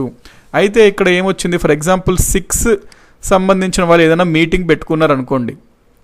అయితే ఇక్కడ ఏమవుతుంది? ఎస్, చాలామంది సమావేశం అవుతారు. అయితే సిక్ మతంలో ఒక పద్ధతి ఉంటుందండి, 5K సిస్టమ్ అని ఉంటుంది. అంటే వాళ్ళు 5 Ks ఉంటాయండి, కల్సా, కిర్పన్ అట్లాగా. అయితే వారు అందులో 5 Ksలో ఒక K వచ్చేసరికి కత్తులు ఉంటుందండి. వాళ్ళు కత్తులు క్యారీ చేయొచ్చు అనమాట. అంటే వాళ్ళ మతంలో అది ఆచారం, ఒక పద్ధతి అనమాట. ఈ 5 Ksలో ఒక భాగం ఏంటంటే సమ్ వర్డ్స్ వాళ్ళు ఈ కత్తి అనేది క్యారీ చేయవచ్చు. అది వాళ్ళ మతంలో భాగము. వాళ్ళు క్యారీ చేస్తున్నారు అంటే అది ఎవరిపైన అటాక్ చేయడం కోసం కాదండి, సింపుల్గా వాళ్ళ మతంలో అదొక ఆచారం అనమాట. అందుకు ఫర్ ఎగ్జాంపుల్ సిక్కులది ఏదన్నా మరి సమావేశం జరిగితే వాళ్ళు వస్తున్నారు, సమావేశం జరుపుతున్నారు, మరి వాళ్ళు వాళ్ళ మతంలో భాగం కాబట్టి కత్తులతో వస్తున్నారు, అంటే వాటిని ధరించి వస్తున్నారు. మరి అట్లాంటప్పుడు ఇది వితౌట్ ఆర్మ్స్ కాదు కదండి, మరి దీన్ని నిరాకరించాలా అనే క్వశ్చన్ సుప్రీంకోర్టుకి వెళ్ళింది. అప్పుడు సుప్రీంకోర్టు ఏం చెప్పింది, ఈ సిక్కులు ఏదైతే ఈ కత్తులు అనేది ధరిస్తారో అది వారి మతానికి సంబంధించింది, అంతేగాని వారు ఎవరిపైన దాడి చేయాలి అనే ఉద్దేశంతో వాళ్ళు ధరించింది కాదు. కాబట్టి సిక్కులకు మాత్రము సభల్లో కానీ సమావేశంలో కానీ పానాలు అంటే ఆ కత్తులు అనేది ధరించవచ్చు అని చెప్పింది. ఈ పాయింట్ గుర్తుపెట్టుకోండి. నెక్స్ట్ 19లో మనం 2 చూసాము, ఇప్పుడు 3 చూద్దామండి. Right to form associations or unions. ఇక్కడ 2కి 3కి డిఫరెన్స్ ఏంటండి, ఇక్కడ సమావేశం ఏర్పరచుకోవడం, ఒక సభలు సమావేశాలు ఇవి. 3కి వచ్చేసరికి సంఘాలు అనమాట. అసోసియేషన్స్ కానీ యూనియన్స్ కానీ ఏర్పరచుకునే హక్కు ఆర్టికల్ 19లో పొందుపరిచింది. సో దీని గురించి చూద్దాం ఇప్పుడు. ఆర్టికల్ 19(1)(c) సంఘాలు సంస్థలు స్థాపించుకొనుట అనేది తెలుపుతుంది. ప్రతి వ్యక్తి తన అభివృద్ధిని సాధించుకొనుటకు మరియు తన సమస్యలు పరిష్కారం కోసం సామాజిక, ఆర్థిక, రాజకీయ రంగాలలో తగిన సహకారం అందించడం కోసం అవసరమైన సంఘాలు సంస్థలు స్థాపించుకోవచ్చు అని చెప్తుంది. అంటే ఇక్కడ సామాజిక అంటే సోషల్, ఆర్థిక అంటే ఎకనామిక్, అండ్ రాజకీయ అంటే పొలిటికల్. ఈ రంగాల్లో ఈ ఫీల్డ్స్లో ఎవరన్నా ఆర్గనైజేషన్స్ కానీ అసోసియేషన్స్ కానీ యూనియన్స్ కానీ ఏర్పాటు చేసుకోవచ్చు. సో ఏదన్నా ఒక యూనియన్ ఏర్పాటు చేయాలి అంటే అది ప్రాథమిక హక్కు. ఏ ప్రాథమిక అందిస్తుంది బాబు అంటే ఆర్టికల్ 19లో మనకి 3వది అందిస్తుంది అనమాట. ఆర్టికల్ 19లో 6 హక్కులు ఉంటాయి, అందులో 3వ హక్కు it is giving you right to form associations or unions. So example ఏమొస్తాయండి, సంస్థలు సంఘాలు అంటే విద్యార్థి సంఘాలు ఉంటాయి కదా, ఏబీవీపీ అని ఎస్ఎఫ్ఐ అని, ఇవన్నీ ఏంటి విద్యార్థి సంఘాలు. వీటిని ఏర్పరచుకునే హక్కు ఉంది ఆర్టికల్ 19లో. నెక్స్ట్ ఉపాధ్యాయ సంఘాలు, టీచర్స్ అసోసియేషన్ ఉంటాయి కదండి, చాలా టైప్స్ ఆఫ్ అసోసియేషన్స్ ఉంటాయి, చాలా అంటే పవర్ఫుల్ అసోసియేషన్స్ అండి, లైక్ పొలిటికల్గా కూడా వీళ్ళకి చాలా ఇన్ఫ్లుయెన్స్ చేస్తారు వీళ్ళు. ఉపాధ్యాయ సంఘాలు ఉంటాయి. నెక్స్ట్ కార్మిక సంఘాలు, వర్కర్స్ అసోసియేషన్స్ ఉంటాయి. సో ఇవన్నీ ఏర్పరచుకునే హక్కు మనకి ఆర్టికల్ 19 అందిస్తుంది. 19లో 3 చూసాం ఆర్టికల్స్. నెక్స్ట్ 4వ ఆర్టికల్ ఏంటి, స్వేచ్ఛ హక్కులో 4వ స్వేచ్ఛ, to move freely throughout the territory of India. So article 19(4) అనేది మనం క్లియర్గా చూద్దాం ఏం చెప్తుంది అనేది. సంచార స్వాతంత్ర్యం ఉండేది హెడ్డింగ్ ఆర్టికల్ 19(1)(d)ది. Right to move freely throughout the territory of India. So ప్రతి భారతీయుడు ఈ నిబంధన ప్రకారము భారతదేశంలో తమకు ఇష్టమైన ప్రాంతంలో సంహరించుటకు మరియు పుణ్యక్షేత్రాలను దర్శించుటకు, పర్యాటక ప్రాంతాలను సందర్శించుటకు అధికారాన్ని కలిగి ఉన్నారు. అంటే ఇప్పుడు నాకు ఫర్ ఎగ్జాంపుల్ ఏదన్నా ఒక నగరానికి వెళ్ళాలనిపించింది భారతదేశ భూభాగంలో, అయితే అది నా హక్కు అనమాట. అక్కడికి వెళ్ళాలి అంటే అక్కడికి వెళ్ళొచ్చు అనే హక్కు, అటువంటి వాటిపైన నిషేధించకూడదు. సో సంచార స్వాతంత్రం అది. అయితే మరి దీనిపైన ఎటువంటి పరిమితులు ఉంటాయంటే ఒకటి గుర్తుపెట్టుకోండి, మన భారత రాజ్యాంగం ప్రకారం ఇచ్చిన హక్కులలో ముఖ్యంగా ఆర్టికల్ 19లో ఇచ్చిన స్వేచ్ఛా హక్కుల పరంగా ప్రతి హక్కుకి కూడా పరిమితులు ఉంటాయండి. లేకపోతే ఇప్పుడు ఫర్ ఎగ్జాంపుల్ ఇదే చూసుకున్నారనుకోండి, ఆర్టికల్ సంచార స్వాతంత్రం right to move freely throughout the territory of India అని చూసుకుంటే మన భారతదేశంలో కొన్ని ప్రాంతాలు ఉంటాయి, ఫర్ ఎగ్జాంపుల్ ట్రైబల్ ఏరియాస్ ఉంటాయి. ఈ ట్రైబల్ ఏరియాస్ పైన చాలా కొన్ని దగ్గర రిస్ట్రిక్షన్స్ ఉంటాయండి. ఫర్ ఎగ్జాంపుల్ నార్త్ ఈస్ట్లో చూసుకుంటే కొన్ని స్టేట్స్లో మనం వెళ్ళాలి అంటే రిస్ట్రిక్షన్స్ ఉంటాయి. సమ్ పర్మిషన్స్ తీసుకొని అక్కడికి వెళ్ళవలసి ఉంటుంది. అందుకని చెప్పి మరి అక్కడ నా ఇష్టము, నాకు అక్కడ వెళ్ళాలని ఉంది, నేను సంచరించే హక్కు నాకు ఉంది, అది నా ప్రాథమిక హక్కు, ఆర్టికల్ 19(1)D కింద వస్తుంది. మీరు నాకు ఏ విధంగా ఇక్కడికి రెస్ట్రిక్షన్స్ పరిమితులు పెడుతున్నారు, ఎన్ని రోజులు మాత్రమే ఉండాలి అక్కడ ఇవి చేయకూడదు అవి చేయకూడదు అని, మరి అది నా రాజ్యాంగంలోని ప్రాథమిక హక్కును భంగం కలిగిస్తుంది అంటే అది తప్పు. ఎందుకంటే రాజ్యాంగమే చెప్తుంది కొన్ని ఏదైనా ప్రొటెక్టెడ్ ఏరియాస్ ఉన్నా, ట్రైబల్ ఏరియాస్ ఉన్నా, వారి యొక్క సంస్కృతిని కల్చర్ని ఉండడం కోసం భారత ప్రభుత్వం ఎటువంటి రెస్ట్రిక్షన్స్ని పెట్టచ్చు అని చెప్తుంది. దానికి అనుగుణంగా భారత ప్రభుత్వం కూడా కొన్ని రెస్ట్రిక్షన్స్ పెడతారండి కొన్ని ఏరియాస్లో. సో అక్కడ మాత్రం మనకి అంత ఫ్రీగా సంచరించే అధికారం, హక్కు అనేది ఉండదు. 19లో మనం 4 చూసాము. 5th ఆర్టికల్కి వచ్చేసరికి to reside and settle in any part of the territory of India. So ఈ 5వ దాన్ని చూడండి, రిసైడ్ అంటే ఎక్కడైనా మనం నివాసం ఏర్పరచుకొని అక్కడే స్థిరంగా ఉండే హక్కు కూడా మనకు ఉంటుంది. దీని గురించి చూద్దాము. సో ఇది ఏం చెప్తుంది, భారతీయ పౌరులు మన దేశంలో ఏ ప్రాంతంలోనైనా స్థిర నివాసం ఏర్పాటు చేసుకోవచ్చు అని తెలిపే ఆర్టికల్ 19(1)E. అయితే దీంట్లో కూడా మరి పర్మిట్స్ లిమిటేషన్స్ ఉంటాయండి, పరిమితులు. ఫర్ ఎగ్జాంపుల్ ఇక్కడ చూసుకుంటే ఇదే tribal areas, for example Araku అట్లాంటి ట్రైబల్ ఏరియాస్లో చూసుకుంటే అక్కడ ల్యాండ్ని నార్మల్ బయట వ్యక్తులు కొనడానికి వీలు ఉండదు. ప్లస్ అక్కడ నివాసము అనేది నిర్మించాలి, కట్టాలి అన్నా లైక్ బయట వ్యక్తులకి అనేది స్కోప్ ఉండదండి. ఎందుకు అంటే ఒకవేళ అది కనుక ఛాన్స్ ఇస్తే బయట వాళ్ళు వచ్చి ఆ ప్రాంతాన్నంతా ఆక్రమించడం ద్వారా అక్కడ ఉన్న ట్రైబల్స్ వాళ్ళ జీవనాధారమైన అక్కడ అడవి వాళ్ళ నుంచి వారి జీవనోపాధి కోల్పోతారు అని చెప్పి వాళ్ళ సంస్కృతి కల్చర్ అదంతా దెబ్బతింటుందని చెప్పి ఇటువంటి రెస్ట్రిక్షన్స్ పెడతారు. కాబట్టి జనరల్గా పరిగణించాలండి, రైట్స్ యాబ్సల్యూట్ కాదు. యాబ్సల్యూట్ అంటే ఏంటి, ఎటువంటి పరిమితులు లేకుండా హక్కులను ఇస్తే వాటిని యాబ్సల్యూట్ హక్కులు అంటాం. మన రైట్స్ యాబ్సల్యూట్ హక్కులు అంటే కాదు, యాబ్సల్యూట్ హక్కులు కాదు. మరి ఏంటి మన రైట్స్ అంటే, మన రైట్స్ క్వాలిఫైడ్ రైట్స్ అంటే మీనింగ్ పరిమితులతో కూడిన హక్కులు. So fundamental rights in constitution are qualified rights, they are not absolute rights. ఈ పాయింట్ ఓకే కదండి. భారతీయ పౌరులకు మన దేశంలో ఏ ప్రాంతంలోనైనా స్థిర నివాసం ఏర్పాటు చేసుకోవచ్చు అని తెలిపే హక్కు 19(1)లో E అనమాట, 5వ హక్కు. అయితే మనకి ఈ తర్వాత 19(1)F ఉండాలి యాక్చువల్గా. అయితే 6వ హక్కు మామూలుగా అయితే ఇది రైట్ టు ప్రాపర్టీ అని చెప్తుంది, అంటే ఆస్తి హక్కు. కాకపోతే ఇక్కడ ఏమైంది, అప్పట్లో చాలామందికి చాలా ఎక్కువ ఆస్తులు భూస్వాముల్లాగా ఉండేవారు. మరి భారత ప్రభుత్వం ఎప్పుడైతే స్వాతంత్రం వచ్చి కొన్నాళ్ళు అయిందో భూ విధానాలు ల్యాండ్ రిఫార్మ్స్ చేయడం కోసం చాలా చట్టాలను తీసుకొని వస్తుంది. మరి భూ విధానాల ప్రకారం ఏంటి, ల్యాండ్ సీలింగ్ యాక్ట్స్, ఒక వ్యక్తికి ఎంతకన్నా ఎక్కువ ల్యాండ్స్ ఉండకూడదు, రకరకాల చట్టాలు వస్తున్నాయి. అది ప్రాపర్టీ ఆస్తి హక్కుని హరించే విధంగా ఉన్నాయి. దాంతో వీళ్ళు కోర్ట్స్కి వెళ్ళడం జరిగింది. కోర్ట్స్ అన్నీ ఈ ఆస్తి హక్కు ఉల్లంఘించబడింది అనే కేసులతో నిండిపోయింది. మరి భారత ప్రభుత్వం ఏమో ఈ ల్యాండ్ రిఫార్మ్స్ అనేది అమలుపరచాలి ఎఫెక్టివ్గా, లేకపోతే మనం ఏదైతే కలలు కన్నామో మన దేశము స్వాతంత్రం వచ్చిన తర్వాత అవన్నీ సహకరించడానికి కుదరవు. ప్రభుత్వానికి ఏమో ఇవి చాలా తొందరగా చెయ్యాలి అనే ఒక బాధ్యత ఉంది. ప్లస్ మరి కోర్ట్స్కేమో ఇక్కడ కాన్స్టిట్యూషన్కి వ్యతిరేకంగా ఉన్నాయా చర్యలు అని చెప్పి కేసెస్ కంటిన్యూస్గా వస్తున్నాయి. సో ఈ రకమైన సిచ్యువేషన్లోనే ఏం చేశారు భారత ప్రభుత్వం అంటే రాజ్యాంగ సవరణ తీసుకొచ్చారండి. రాజ్యాంగ సవరణ ద్వారా 1978 44వ రాజ్యాంగ సవరణ ద్వారా, కాన్స్టిట్యూషనల్ అమెండ్మెంట్ యాక్ట్ ద్వారా రైట్ టు ప్రాపర్టీ 19(1)Fని తొలగించారు.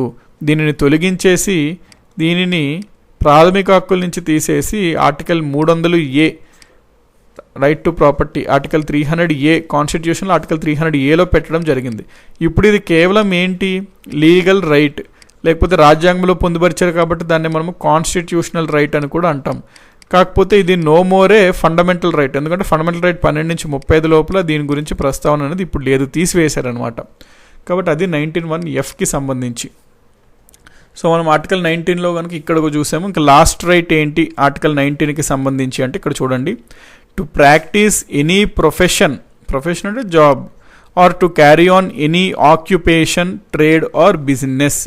సో దీని గురించి తెలిపేది కూడా ఆర్టికల్ 19. దీని గురించి మనం చూద్దామండి. ఇక్కడ 19(1)G ఏం తెలియజేస్తుందంటే వ్యక్తులు తమ జీవన భృతిని పొందటం కోసం, లైవ్లీహుడ్ అండి, జీవనోపాధి అనమాట, జీవన భృతిని పొందటం కోసం తమకిష్టమైన అంటే వాట్ ఎవర్ దే లైక్, వ్యక్తులు తమ జీవన భృతిని పొందటం కోసం తమకిష్టమైన వృత్తుల్ని స్వీకరించే స్వేచ్ఛ స్వాతంత్ర్యాలను మరియు వర్తక వ్యాపార వాణిజ్యాలను చేసుకోవచ్చు అంటున్నాడు. ఇక్కడ ఏమేమి చేసుకోవచ్చు? మనకి ఇష్టమైన వృత్తుల్ని స్వీకరించవచ్చు, అది మనకి స్వేచ్ఛ ఉందా, స్వేచ్ఛ, మరియు మన వర్తకం, వ్యాపారం, వాణిజ్యం కూడా మనకి ఇష్టమైనది మనము చేసుకోవచ్చు అని స్వేచ్ఛని ఆర్టికల్ 19(1)G ఇస్తుంది. దీన్ని కూడా మరి పరిమితులు ఆబ్వియస్లీ ఉంటాయి కదండి. వ్యాపారం చేసుకోవచ్చు అని నేనంటే నాకు గంజాయి ట్రేడ్ చేయడం నాకు ఆ వ్యాపారం నచ్చుద్ది, నాకు అది ఇష్టమైన వ్యాపారం అని చెప్పి నేను అది చేస్తాను అంటే మరి కాదు, కరెక్ట్ కాదు అది.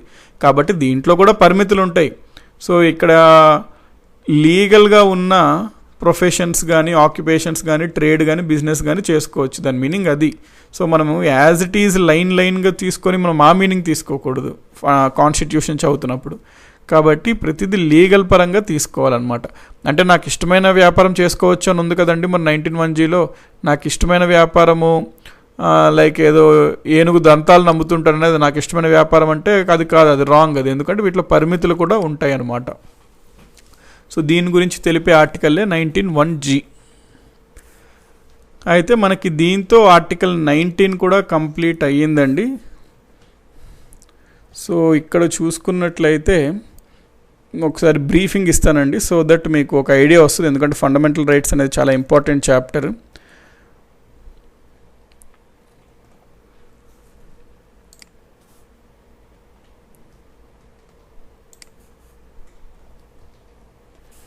మనము ఈరోజు పార్ట్ 3 చూసాము రాజ్యాంగంలో. ఆర్టికల్స్ 12 to 35 ఉంటాయి ఇందులో. ఆర్టికల్ 12 మనం ఏం చూసామండి? స్టేట్ డెఫినేషన్ చూసాం, అంటే రాజ్యం యొక్క నిర్వచనం చూసాం. ఆర్టికల్ 13లో ఏం చూసాము? ప్రాథమిక హక్కులకు వ్యతిరేకంగా ఏదైనా చట్టాలు చేస్తే అవి చెల్లవు అని చూసాం. 14 నుంచి 18 వరకు మనము సమానత్వ హక్కులకు సంబంధించినవి, రైట్ టు ఈక్వాలిటీకి సంబంధించినవి అని మనం చదివాం. అందులో మనం ఏం చదివాము? ఆర్టికల్ 14 వచ్చేసరికి equality before law, rule of law అని చదివాం, అంటే చట్టం ముందు అందరూ సమానులే అని చదివాం. ఆర్టికల్ 15లో ఏం చదివాము? ప్రభుత్వం, రాజ్యము అనేది పౌరుల మధ్యన 5 కండిషన్స్ దగ్గర వివక్షత చూపరాదు, డిస్క్రిమినేట్ చేయకూడదు అని చదివాం. 5 కండిషన్స్ గుర్తుపెట్టుకోండి, వెరీ ఇంపార్టెంట్ క్వశ్చన్స్ అడుగుతున్నాడు. సో ఆర్టికల్ 15లోనే reservations in educational admissions, reservations in educational institutions వస్తుంది. విద్యా సంస్థలో రిజర్వేషన్స్ గురించి తెలిపే ఆర్టికల్ ఏది అంటే ఆర్టికల్ 15. దాని తర్వాత మనం ఆర్టికల్ 16 చూసాము. ఆర్టికల్ 16లో ఏం చూసాము? ప్రభుత్వ ఉద్యోగంలో అంటే పబ్లిక్ ఎంప్లాయ్మెంట్లో రాజ్యం అనేది 7 గ్రౌండ్స్లో వివక్షత చూపరాదు, 7 గ్రౌండ్స్. ఆ 7 ఏంటో గుర్తుపెట్టుకోండి. సో ఇక్కడ 5, ఇక్కడ 7 అండి, ఆ పాయింట్ ఇక్కడ గుర్తుపెట్టుకోండి, 5, 7. నెక్స్ట్ 16లోనే మనకి ఏమొస్తుంది? రిజర్వేషన్స్ ఇన్ ఎంప్లాయ్మెంట్, ప్రభుత్వ ఉద్యోగాల్లో రిజర్వేషన్స్ గురించి తెలిపే ఆర్టికల్ 16 అని మనం అనుకున్నాము. నెక్స్ట్ ఇందులోనే 16(4) కూడా ఉంటుంది మనకి. 16(4) మనకి రిక్వైర్మెంట్ ఆఫ్ రెసిడెన్స్, స్థానికత బేస్ చేసుకొని రిజర్వేషన్ ఇవ్వడం కూడా చెయ్యొచ్చు అని ఉంటుందండి, requirement of residence. Next 16(4)A అని ఒక ఆర్టికల్ ఉంటుందండి. ఆర్టికల్ 16(4)A ఏం చెప్తుందంటే reservations in promotions, very important అండి ఇది. ప్రమోషన్స్లో కూడా రిజర్వేషన్స్ గురించి తెలుపుతున్న ఆర్టికల్ 16(4)A. అయితే దీనికి సంబంధించిన కేసు ఏది అంటే నాగరాజు కేసు, 2006 సుప్రీంకోర్టులో ఉంది కేసు, 2006 అప్పుడు. సో నాగరాజు కేసులో సుప్రీంకోర్టు ఆర్టికల్ 16(4)A చెల్లుద్ది, ప్రమోషన్స్లో కూడా రిజర్వేషన్స్ ఇవ్వండి అని తెలపడం జరిగింది. దాని తర్వాత ఆర్టికల్ 17 చూసామండి. ఆర్టికల్ 17 అంటరానితనం నిషేధం, అన్టచబిలిటీ అబాలిషన్ గురించి చూసాము. దీనికి అనుగుణంగానే భారత ప్రభుత్వం 1955లో అబాలిషన్ ఆఫ్ అన్టచబిలిటీస్ యాక్ట్ 1955 చేసిందని చదివాము. 1976లో హైకోర్టు ఆదేశం మేరకు దీని పేరు మార్చారు, ఏమని? Protection of civil rights act 1955 అని చూసాము. నెక్స్ట్ ఆర్టికల్ 18 చూసాము. దాంట్లో భాగంగా మనము టైటిల్స్ అబాలిషన్ గురించి చూసాము. అయితే ఈ టైటిల్స్ బ్రిటిష్ వాళ్ళు ఇచ్చే టైటిల్స్ సమాజాన్ని వేరు చేసే విధంగా ఉన్న వాటిని మాత్రమే నిషేధము. సివిల్ అవార్డ్స్ ఏవైతే ఉన్నాయో భారతరత్న, పద్మశ్రీ, పద్మభూషణ్, పద్మవిభూషణ్ అట్లాంటివి అనేవి ఈ నిర్వచనం కింద రాదు, ఆర్టికల్ 18 కింద రాదు అని సుప్రీంకోర్టు తెలపడం జరిగిందండి. సో అది మనం చూసాము. నెక్స్ట్ ఆర్టికల్ 19 వెరీ ఇంపార్టెంట్, స్వేచ్ఛకు సంబంధించిన హక్కులు ఇవి. వీటి గురించి మనం చూసాము. 6 హక్కుల గురించి తెలిపాము. ఈ 6 మొత్తం ఒరిజినల్గా 7 ఉండేవి, అందులో ఆస్తి హక్కును తీసేసాం. ఇప్పుడైతే 6 ఉన్నాయి. 6 ఏంటి అనేది మనం చూడడం జరిగింది. ఇదంతా ఆర్డర్లో గుర్తుపెట్టుకోండి 6 ఏంటి అనేది, ఎందుకంటే వీటిపైన రిపీటెడ్గా క్వశ్చన్స్ అనేది అడుగుతాడు. Speech and expression, right to assemble freely, form associations, move freely throughout the territory of India, ఎక్కడన్నా నివాసం, స్థిర నివాసం అది ఏర్పరచుకోవచ్చు. సో ఇవన్నీ ఇంపార్టెంట్ అండి. ఆ సిక్స్ కూడా ఇంపార్టెంట్ అనమాట. సో ఆర్టికల్ 19 కూడా మనం కంప్లీట్ చేయడం జరిగింది. దీంతో మనము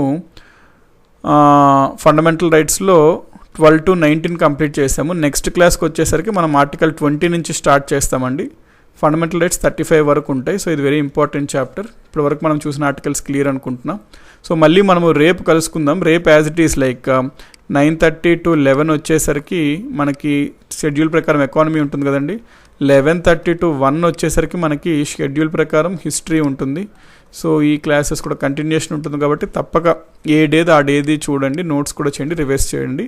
సో మళ్ళీ మనం తిరిగి రేపు కలుసుకుందాం. థ్యాంక్ యూ అండి.